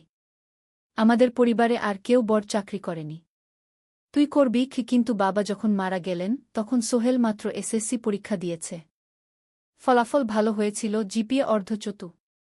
কিন্তু বাবার মৃত্যুর পর আর পড়া হল না। পরিবারের দায়িত্ব নিতে হল। ট্রেন ছাড়ল। সোহেল জানালার পাশে বসে বাইরে তাকাল। ধানক্ষেত, নদী, ছোট ছোট গ্রাম, সব পেছনে ফেলে ট্রেন এগিয়ে চল। সোহেলের মনে হল সে যেন তার পুরনো জীবনটাকেও পেছনে ফেলে আসছে। ট্রেনে একজন হকার এসে চা বিক্রি করছিল। সোহেল একটা চা কিনল। 10 টাকা। চা খেতে খেতে সে ভাবছিল, চট্টগ্রাম পৌঁছে কি হবে? করিম মামা তাকে সাহায্য করবেন তো? চাকরি পাওয়া যাবে তো? করিম মামা আসলে সোহেলের খুব দূর সম্পর্কের মামা। সোহেলের দাদির বোনের ছেলে। অনেক বছর আগে গ্রাম ছেড়ে চট্টগ্রামে চলে গিয়েছিলেন। সেখানে একটা কনস্ট্রাকশন কোম্পানিতে কাজ করেন। বছরে একবার দুবার গ্রামে আসতেন। গত বছর যখন এসেছিলেন তখন সোহেলের মাকে বলেছিলেন, সোহেলকে চট্টগ্রাম পাঠান। আমি একটা কাজের ব্যবস্থা করে দেব। সেই কথাতেই ভরসা করে সোহেল আজ এই যাত্রা। দ্বিতীয় অধ্যায়, নতুন শহর। চট্টগ্রাম পৌঁছাতে প্রায় 6 ঘণ্টা লেগে গেল। দুপুর 1টা বাজে। সোহেল স্টেশন থেকে বের হয়ে শহরের রাস্তায় দাঁড়াল। কি বিশাল শহর! এত গাড়ি, এত মানুষ। চারদিকে উঁচু উঁচু বিল্ডিং, দোকানপাট, মানুষের ভিড়। সোহেল কিছুক্ষণ দাঁড়িয়ে থাকল সব কিছু দেখতে দেখতে। তার মনে হচ্ছিল সে যেন অন্য কোনো পৃথিবীতে এসে পড়েছে। তার পকেটে একটা ছোট্ট কাগজ আছে। সেখানে লেখা একটা ঠিকানা, করিম মিয়া, বাড়ি নং 23, রোড নং 5, আগ্রাবাদ, চট্টগ্রামকে। সোহেল একটা রিকশা ডাকল। কত নেবেন আগ্রাবাদ যেতে? 50 টাকা গু। সোহেল রিকশায় উঠল। রাস্তার দুধারে দোকান, মার্কেট, অফিস, সব কিছু দেখতে দেখতে সে অবাক হয়ে গেল। এত বড় শহর, এত কিছু! গ্রামের সেই ছোট্ট বাজারের সাথে কোনো তুলনাই হয় না। প্রায় আধা ঘণ্টা পর রিকশা একটা পুরনো বাড়ির সামনে থামল। 3 তলা বাড়ি, কিন্তু রং উঠে গেছে। সিঁড়ি দিয়ে উঠে 3য় তলায় করিম মামার ফ্ল্যাটে নক করল। দরজা খুলল এক মধ্যবয়সী মহিলা। কে? আসসালামু আলাইকুম আপা। আমি সোহেল। নোয়াখালীর গ্রাম থেকে এসেছি। করিম মামা বাড়িতে আছেন? মহিলা তাকে মাথা থেকে পা পর্যন্ত দেখল। করিম তো অফিসে গেছে। তুমি কে? কোথা থেকে এসেছ? সোহেল সব খুলে বলল। মহিলা তাকে ভেতরে ঢুকতে দিল। বসো। করিম সন্ধ্যায় ফিরবে গু। ফ্ল্যাটটা ছোট। 2টো রুম, একটা ছোট্ট রান্নাঘর আর একটা বাথরুম। কিন্তু সোহেলের কাছে খুব সুন্দর লাগল। গ্রামের সেই টিনের ঘরের চেয়ে তো অনেক ভালো। মহিলা তার নাম জানাল, সালমা। করিম মামার স্ত্রী। তাদের 2টো ছেলে, একজন ক্লাস 8-এ পড়ে, আরেকজন ক্লাস 5-এ। খেয়েছ? সালমা আপা জিজ্ঞেস করল। না আপা গু। অপেক্ষা করো। ভাত আছে, মাছ আছে। খাও। সোহেল প্রথমে রাজি হতে চাইল না। কিন্তু খুব খিদে পেয়েছিল। সকাল থেকে শুধু একটা চা আর বিস্কুট খেয়েছে। খাওয়া দাওয়ার পর সোহেল বসে রইল। সালমা আপা তাকে গল্প করতে লাগল। তোমার মা কেমন আছেন? তোমার বোন? ভালো আছে আপা। মার একটু গেটে বাত আছে। ওষুধ খাচ্ছেন। বোন স্কুলে পড়ে কু। তুমি কি করতে চাও এখানে? চাকরি খুঁজছি আপা। যে কোনো কাজ করব। বাসায় মা আর বোনকে টাকা পাঠাতে হবে। সালমা আপা মাথা নাড়ল। করিম তোমার জন্য কিছু একটা করবে। সে ভালো মানুষ গ। সারাদিন অপেক্ষা করল সোহেল। সন্ধ্যা 6টায় করিম মামা ফিরলেন। 50-এর কাছাকাছি বয়স, কালো রঙের প্যান্ট শার্ট পরা, হাতে একটা ব্যাগ। আরে সোহেল, কবে এলি? করিম মামা খুশি হয়ে বললেন। আজ সকালে মামা গু। করিম মামা তাকে জড়িয়ে ধরলেন। অনেকদিন পর দেখলাম। কেমন আছিস? ভালো আছি মামা গি। ভালো করেছিস এসে। এখানে অনেক সুযোগ আছে। তোর জন্য একটা কাজের ব্যবস্থা করে দেব। তবে প্রথমে কয়েকদিন এখানে থাক। শহরটা একটু চিনে নে। তারপর কাজে যোগ দিবি। সোহেলের মনে আসার আলো জ্বল। সে ভাবল হয়তো তার ভাগ্য এবার পাল্টাবে। তৃতীয় অধ্যায়, প্রথম চাকরি। এক সপ্তাহ পরে করিম মামা সোহেলকে তার কোম্পানিতে নিয়ে গেলেন। কোম্পানির নাম আলামিন কনস্ট্রাকশন। অফিসটা শহরের কেন্দ্রে ৫ তলা একটা বিল্ডিংয়ের দোতলায়। মালিক আলী সাহেব। ৫০-এর কাছাকাছি বয়স, মোটা চেহারা, চোখে সোনার ফ্রেমের চশমা। বড়লোক মানুষ, কিন্তু খুব কড়া। এই ছেলেটাকে কি কাজে লাগাবেন? আলী সাহেব করিম মামাকে জিজ্ঞেস করলেন। স্যার, ও আমার আত্মীয়। গ্রাম থেকে এসেছে। খুব পরিশ্রমী। যে কোনো কাজে লাগাতে পারেন। আলী সাহেব সোহেলের দিকে তাকালেন। তুমি কি পড়েছ? Sir, SSC pass. জিপিএ অর্ধচতু। হুম। ভালো। কম্পিউটার চালাতে পারো? না স্যার, পারি না। কিন্তু শিখতে চাই। আলী সাহেব একটু ভাবলেন। ঠিক আছে। তোমাকে অফিসের কাজে রাখব। ফাইল গুছানো, চা বানানো, কাগজপত্র নিয়ে যাওয়া না, এসব। মাসে ৫,০০০ টাকা। রাজি আছো? জি স্যার। সোহেল খুশি হয়ে গেল। ৫,০০০ টাকা। রিকশা চালিয়ে ৩,৫০০ পেত। এখানে ৫,০০০। কাজ শুরু হলো পরদিন থেকে। সকাল ৮টায় অফিসে যেতে হয়, ফিরতে হয় সন্ধ্যা ৭টায়। প্রথম দিন সোহেল ঘুম থেকে উঠল ভোর ৫টায়। তৈরি হয়ে ৭:৩০টায় অফিসের উদ্দেশ্যে বের হল। করিম মামার বাড়ি থেকে অফিস প্রায় ৫ কিলোমিটার। বাসে যেতে হয়। অফিসে পৌঁছে সোহেল দেখল সেই প্রথম আলী সাহেব এখনও আসেননি। অফিস খোলা ছিল না। ৮-১০ মিনিট পর একজন লোক এসে অফিস খুল। তুমি নতুন? জি। আমি সোহেল। আমি জাহিদ, অ্যাসিস্ট্যান্ট ম্যানেজার। এসো। জাহিদ ভাই সোহেলকে সব কিছু দেখাল। অফিসে মোট ৬ জন কর্মচারী।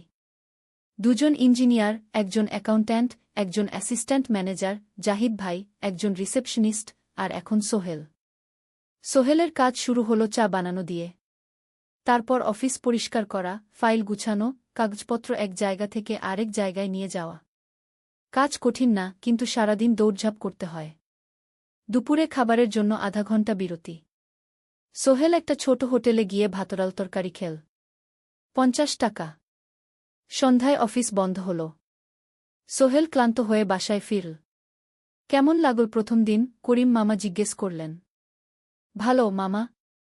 অনেক কিছু শিখলাম। প্রথম মাসের শেষে সোহেল বেতন পেল ৫,০০০ টাকা। সে ৩,০০০ টাকা মাকে পাঠাল। মা ফোনে কাঁদতে লাগলেন। আল্লাহ তোকে ভালো রাখুক সোহেল। সোহেলের চোখেও জল এলো। তার মনে হল সে একটা বড় কাজ করতে পেরেছে।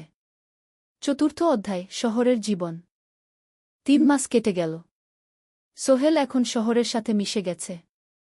প্রতিদিন অফিসে যাওয়া আসার পথে সে দেখে হাজারো মানুষের জীবন। কেউ সফল, কেউ ব্যর্থ। কিন্তু সবাই চলছে নিজের পথে। সোহেল অফিসের কাজের পাশাপাশি কম্পিউটার শেখার চেষ্টা করছে। অফিসে একটা কম্পিউটার আছে। যখন কেউ ব্যবহার করে না, তখন সোহেল একটু একটু শিখার চেষ্টা করে। জাহিদ ভাই তাকে সাহায্য করেন। সোহেল, তুমি যদি কম্পিউটার ভালোভাবে শিখতে পারো, তাহলে তোমার ভবিষ্যৎ উজ্জ্বল। জাহিদ ভাই একদিন বললেন। কিভাবে শিখব ভাই? ট্রেনিং সেন্টারে যাও। সন্ধ্যায় ক্লাস আছে। মাসে ২,০০০ টাকা লাগবে।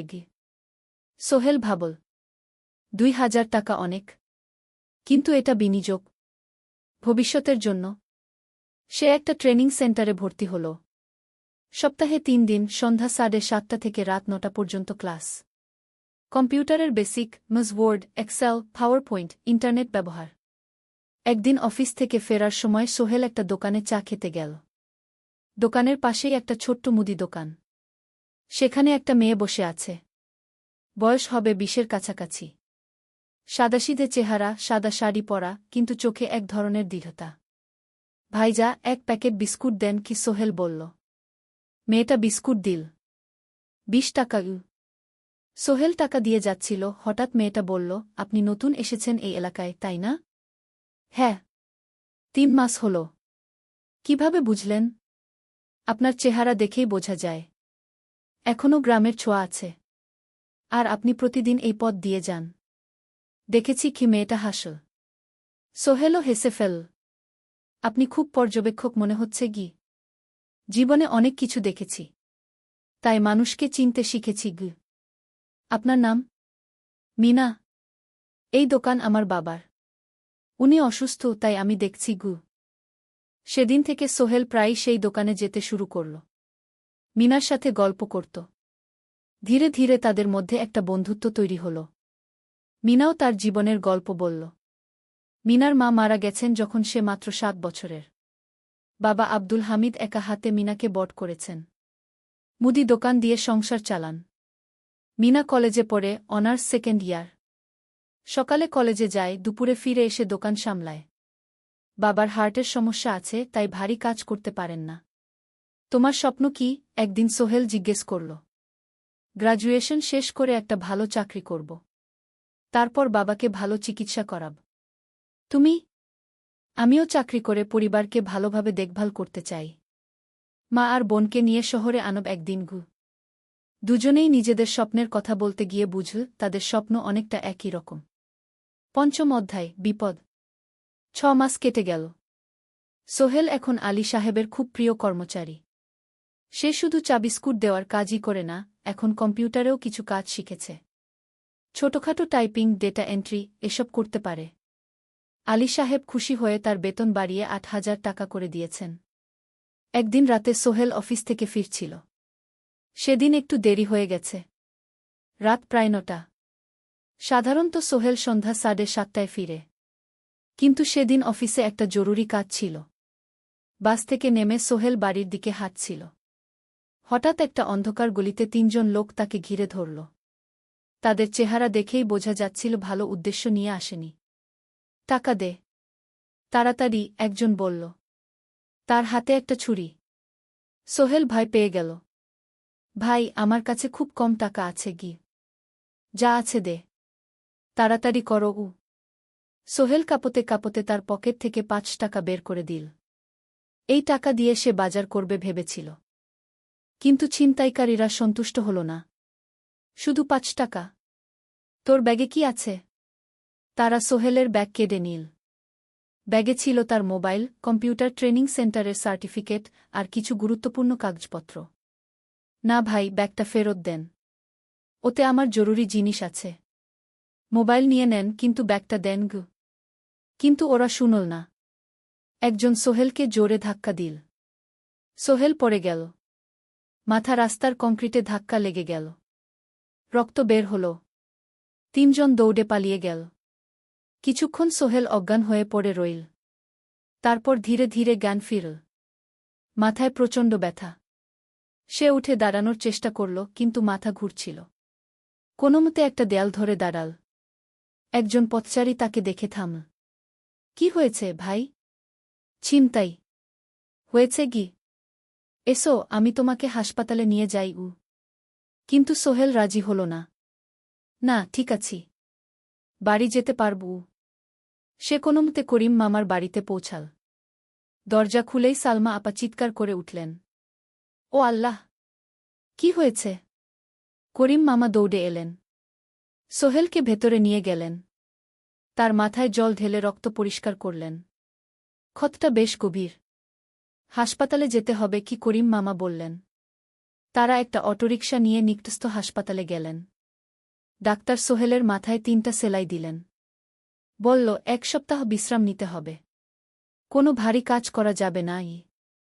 হাসপাতাল থেকে ফিরে সোহেল শুয়ে রইল। তার মনে হচ্ছিল সবকিছু শেষ হয়ে গেছে।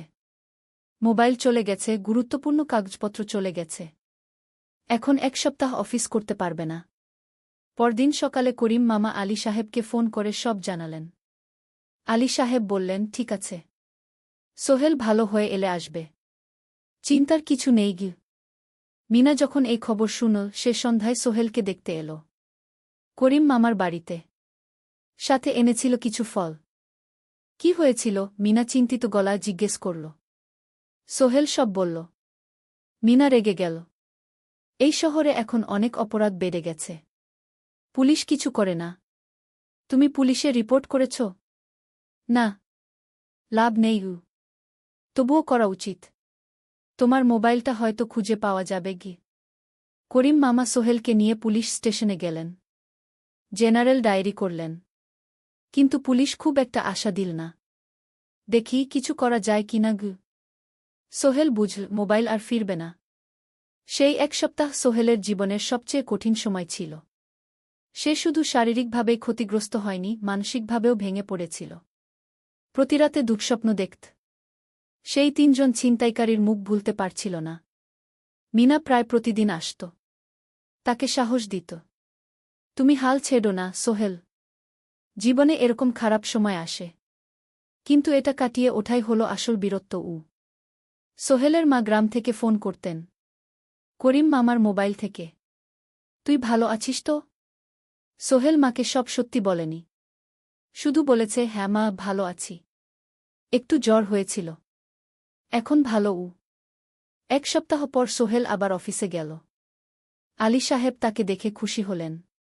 কেমন আছো? ভালো আছি স্যার। ঠিক আছে। তবে প্রথম কয়েকদিন হালকা কাজ করবে গু।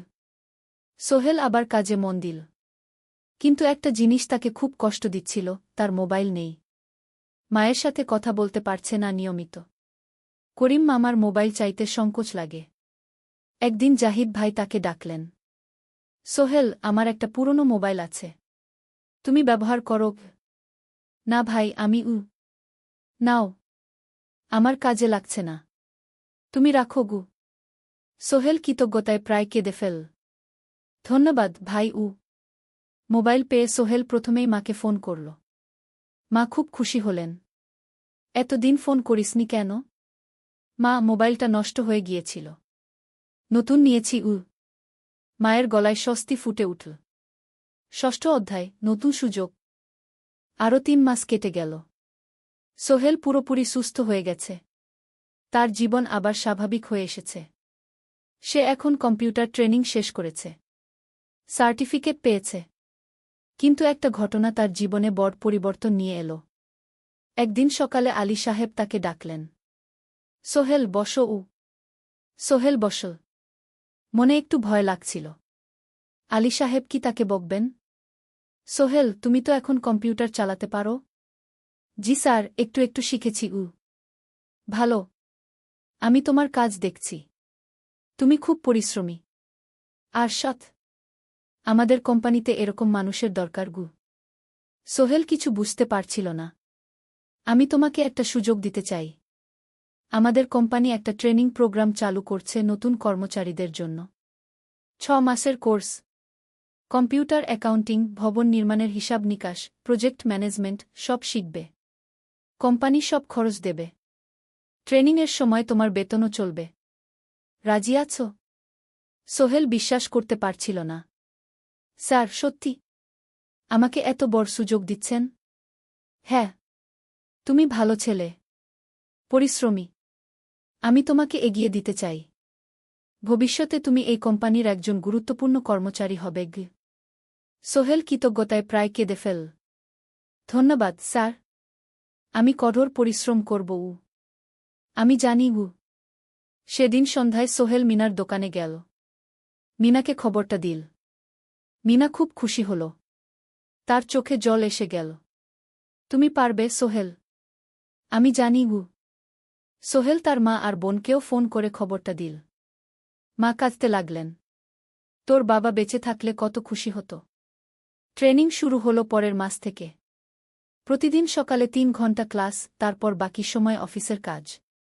ক্লাসে ৫ জন নতুন কর্মচারী। সবাই তরুণ, উৎসাহী।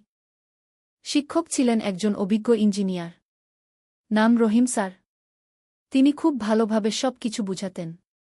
কম্পিউটার অ্যাকাউন্টিং, এক্সেলে জটিল ক্যালকুলেশন, প্রজেক্টের বাজেট তৈরি, সময় ব্যবস্থাপনা সব। সোহেল পুরো মনোযোগ দিয়ে শিখতে লাগল। সন্ধ্যায় বাড়ি ফিরে প্র্যাকটিস করত। করিম মামার ছেলের কাছ থেকে একটা ল্যাপটপ ধার নিত কখনো কখনো। ৬ মাস পরে ট্রেনিং শেষ হল। সবাই সার্টিফিকেট পেল। আলী সাহেব একটা অনুষ্ঠান করলেন।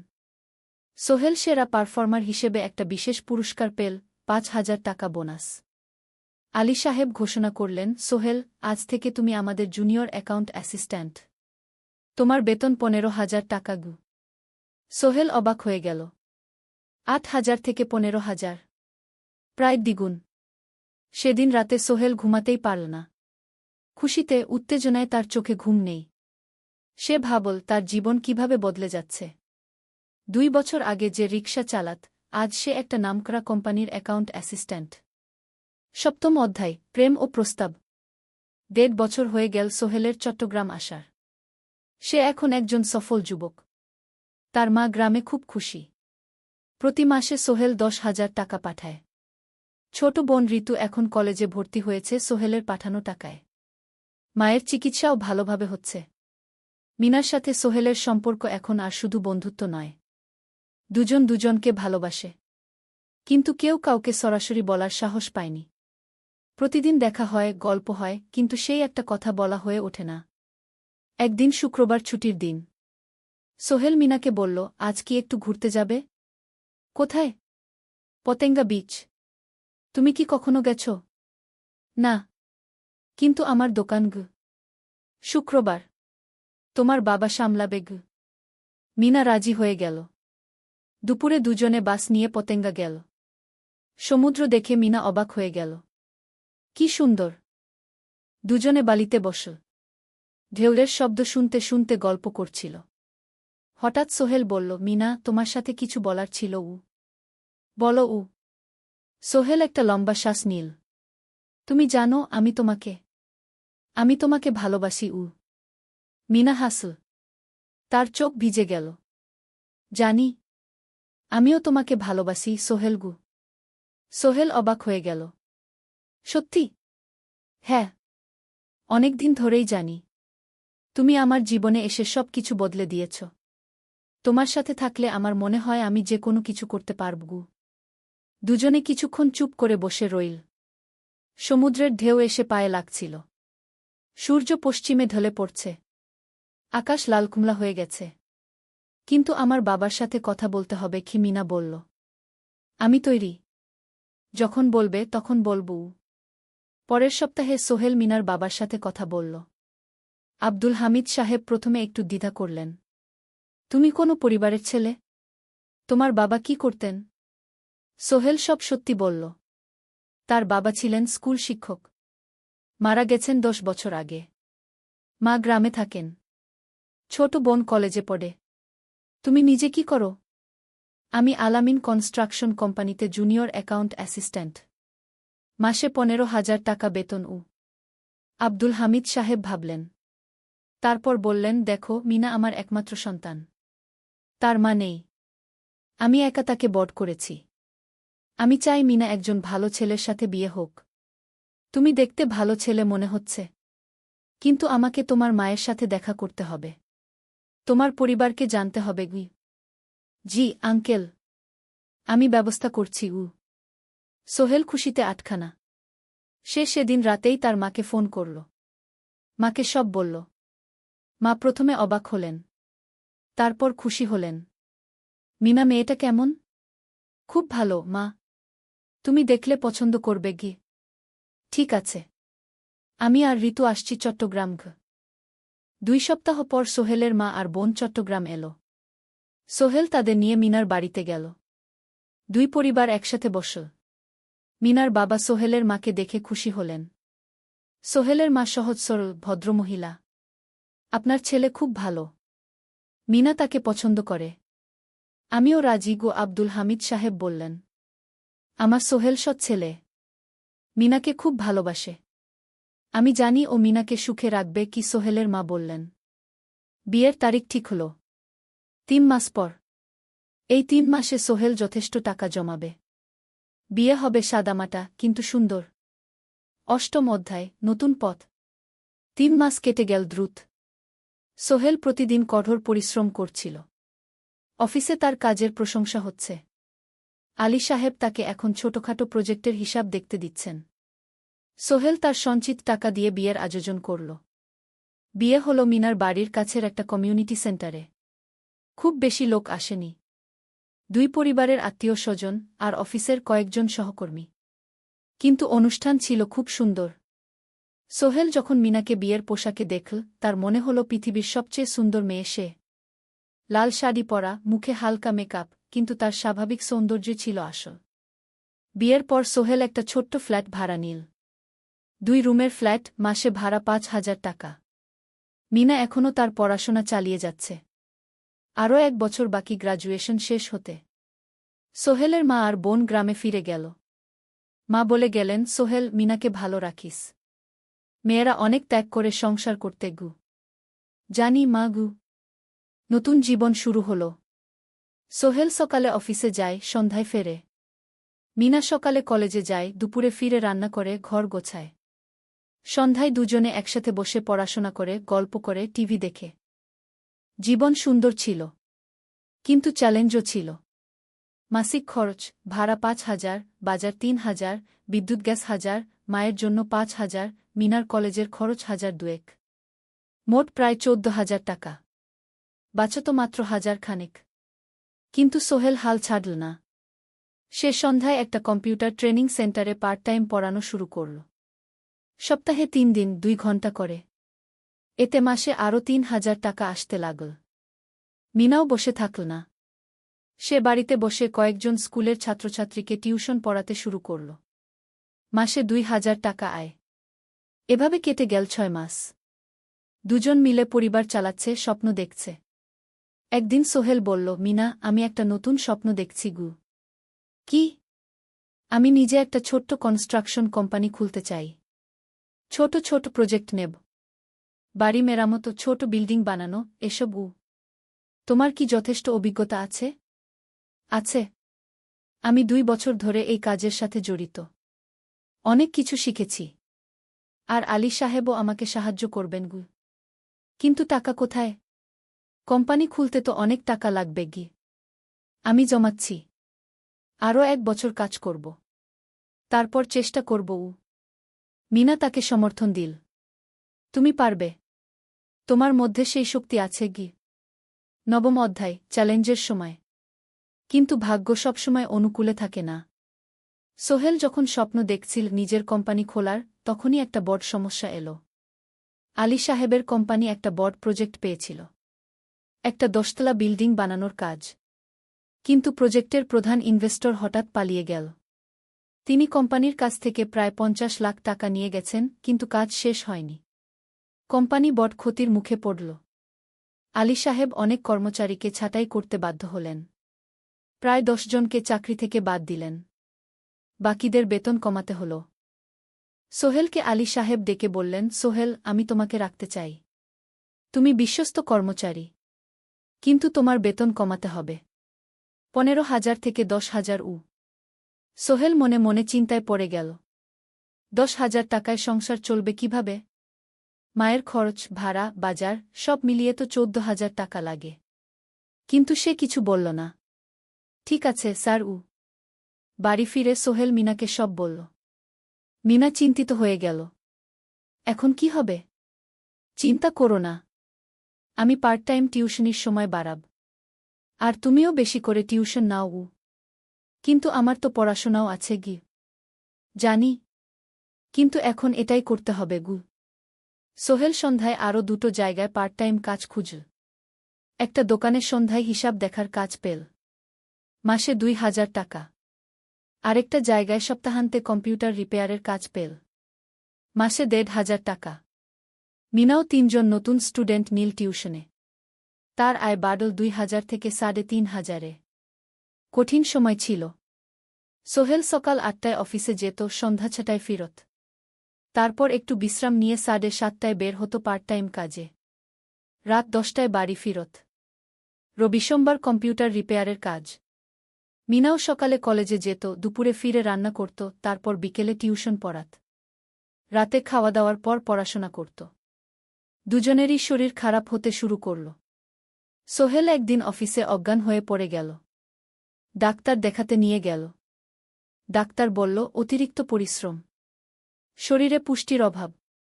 ঠিকমতো খাচ্ছেন না মনে হচ্ছে গি। সত্যি কথা, খরচ বাঁচাতে সোহেল আর মিনা অনেক সময় কম খেত। মাংস মাছ কিনত সপ্তাহে একদিন, বাকি সময় শাকসবজি ডাল। মিনা সোহেলকে বলল, আর নয় সোহেল, তুমি এভাবে নিজেকে শেষ করে ফেলছ। আমার পড়াশোনা বন্ধ করে দিই, আমি ফুল টাইম চাকরি করি গিয়ে। না, সোহেল জোর দিয়ে বলল, তোমার পড়াশোনা বন্ধ হবে না, আরও মাত্র 6 মাস বাকি, তুমি গ্রাজুয়েট হবেই গু। কিন্তু তুমি আমি ঠিক হয়ে যাব, চিন্তা করো না গে। কিন্তু পরিস্থিতি আরও খারাপ হলো যখন সোহেলের মায়ের অসুখ হল, হার্টের সমস্যা। হাসপাতালে ভর্তি করতে হল, খরচ 50,000 টাকা। সোহেলের হাতে এত টাকা কোথায়? সে করিম মামার কাছে ধার চাইল। করিম মামা 20,000 টাকা দিলেন, বাকি 30,000 টাকা সোহেল একটা এনজিও থেকে ঋণ নিল। সুদের হার মাসে 2%। মায়ের চিকিৎসা হল, তিনি সুস্থ হয়ে গেলেন। কিন্তু সোহেল এখন ঋণের বোঝায় পড়ে গেল, প্রতি মাসে 3,000 টাকা করে কিস্তি দিতে হবে। সেই রাতে সোহেল আর মিনা বিছানায় শুয়ে কথা বলছিল। সোহেল বলল, মিনা, আমি মনে হয় ভুল করেছি, শহরে এসে বিয়ে করে তোমাকে কষ্টে ফেলেছি গু। মিনা তার হাত ধরল। না সোহেল, তুমি ভুল করনি। জীবনে এরকম খারাপ সময় আসে, কিন্তু এটা কাটিয়ে ওঠাই হলো আসল শক্তি। আমরা একসাথে আছি, একসাথে থাকব, সব কিছু ঠিক হয়ে যাবে। মিনার কথায় সোহেল একটু সাহস পেল। হ্যাঁ, হাল ছাড়া যাবে না। 10ম অধ্যায়, আলোর দিকে। 3 মাস পরে পরিস্থিতি একটু ভালো হতে শুরু করল। আলী সাহেবের কোম্পানি একটা নতুন প্রজেক্ট পেল, একটা স্কুল বিল্ডিং বানানোর কাজ। কোম্পানি আবার স্থিতিশীল হতে শুরু করল। আলী সাহেব সোহেলকে ডেকে বললেন, সোহেল, আমি তোমার কঠোর পরিশ্রম দেখেছি, খারাপ সময়েও তুমি কোম্পানি ছেড়ে যাওনি। আমি কৃতজ্ঞ। আজ থেকে তোমার বেতন আবার 15,000 টাকা গু। সোহেল খুশি হয়ে গেল। ধন্যবাদ স্যার। মিনাও গ্রাজুয়েশন শেষ করল, ভালো ফলাফল করল। সে এখন চাকরি খুঁজছে। একদিন মিনা একটা প্রাইভেট স্কুলে শিক্ষিকার ইন্টারভিউ দিতে গেল। ইন্টারভিউ ভালো হল, তাকে নিযোগ দেওয়া হল, বেতন 12,000 টাকা। সেদিন সন্ধ্যায় দুজনে মিলে একটা ছোট্ট পার্টি করল। একটা বিরিয়ানি কিনল, কোমল পানীয় কিনল, দুজনে মিলে খেল। আমরা পেরেছি সোহেল, মিনা বলল। হ্যাঁ, আমরা পেরেছি গু। এখন দুজনের মিলিয়ে আয় 27,000 টাকা। খরচ চালানোর পর প্রায় 10,000 টাকা বাঁচে। সোহেল এই টাকা দিয়ে লোন শোধ করতে শুরু করল। পার্ট টাইম কাজগুলো ছেড়ে দিল, শরীরের যত্ন নেওয়া শুরু করল। আরও 6 মাস পরে সোহেলের কাছে একটা বড় সুযোগ এল। আলী সাহেব একদিন তাকে ডাকলেন। সোহেল, তুমি কি নিজের ব্যবসা করতে চাও?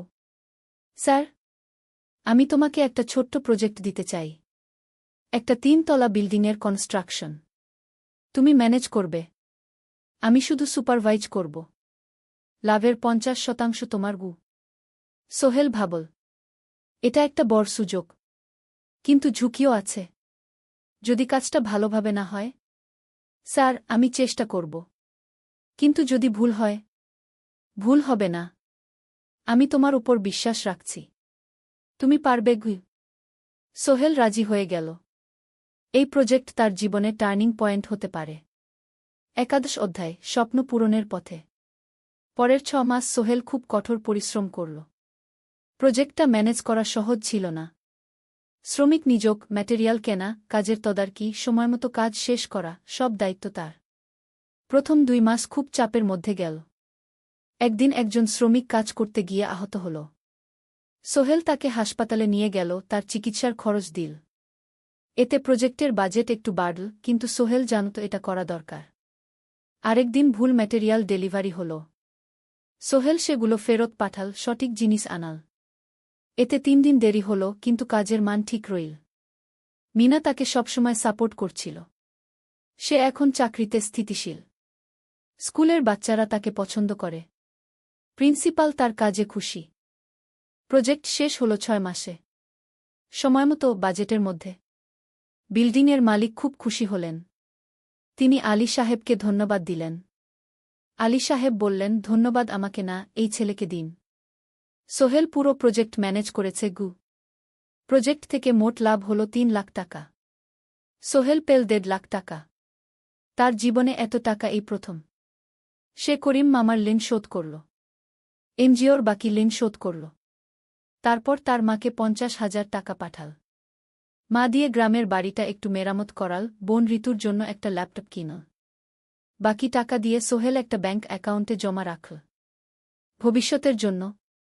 আলী সাহেব সোহেলকে আরও 2টো প্রজেক্ট দিলেন। এবার একটু বড়। সোহেল আত্মবিশ্বাসের সাথে সেগুলোও শেষ করল। 2 বছর পরে সোহেল সিদ্ধান্ত নিল, এবার নিজের কোম্পানি খোলার সময় এসেছে। দ্বাদশ অধ্যায়, নতুন শুরু। সোহেল তার সব জমানো টাকা দিয়ে একটা ছোট্ট অফিস ভাড়া নিল। 2 রুমের অফিস। একটা রুমে কাজের জায়গা, আরেকটায় ছোট্ট মিটিং রুম। অফিসের সামনে একটা বোর্ড লাগাল, Sohel construction and development. Mina তাকে সাহায্য করছিল। সে অফিসের অ্যাকাউন্টস দেখত সন্ধ্যায় স্কুল থেকে ফিরে। 2জন মিলে একটা টিম। প্রথমে ছোট ছোট কাজ নিল। বাড়ি মেরামত, দোকান সংস্কার, ছোট বিল্ডিং কনস্ট্রাকশন। কাজের মান ভালো রাখার চেষ্টা করল। সময়মতো শেষ করল। দাম ন্যায্য রাখল। ধীরে ধীরে সোহেলের সুনাম ছড়িয়ে পড়ল। মানুষ তাকে বিশ্বাস করত। তার কাছে নতুন নতুন কাজ আসতে লাগল। প্রথম বছর খুব কষ্ট হল। কখনো লাভ হতো, কখনো লস। কিন্তু সোহেল থেমে থাকল না। সে শিখতে লাগল ব্যবসা কিভাবে চালাতে হয়। দ্বিতীয় বছরে পরিস্থিতি ভালো হল। সোহেল এখন 3জন স্থায়ী কর্মচারী নিয়োগ দিল। একজন ইঞ্জিনিয়ার, একজন সুপারভাইজার, একজন অফিস সহায়ক। তৃতীয় বছরে একটা বড় প্রজেক্ট পেল। একটা স্কুল বিল্ডিং বানানোর কাজ। 5 তলা বিল্ডিং। সোহেল পুরো মনোযোগ দিয়ে কাজটা করল। শ্রমিকদের ভালো বেতন দিল, ভালো ম্যাটেরিয়াল ব্যবহার করল, সময়মতো কাজ শেষ করল। স্কুল কর্তৃপক্ষ খুব খুশি হল। তারা সোহেলের কাজের প্রশংসা করল। এই প্রজেক্ট থেকে সোহেল প্রায় 5 লাখ টাকা লাভ করল। এই টাকা দিয়ে সে আরও ভালো একটা অফিস নিল। আরও কর্মচারী নিয়োগ দিল। এখন তার কোম্পানিতে 10 জন স্থায়ী কর্মচারী। প্রজেক্ট অনুযায়ী আরও শ্রমিক নিয়োগ দেওয়া হয়। ত্রয়োদশ অধ্যায়, পরিবার। এদিকে সোহেল আর মিনার সংসারেও খুশির খবর এল। মিনা গর্ভবতী। 9 মাস পর তাদের একটা মেয়ে হল। নাম রাখল সারা। সারা যখন জন্মাল, সোহেলের মা আর বোন চট্টগ্রামে এল। মা 1 মাস থেকে গেলেন। মিনাকে সাহায্য করলেন।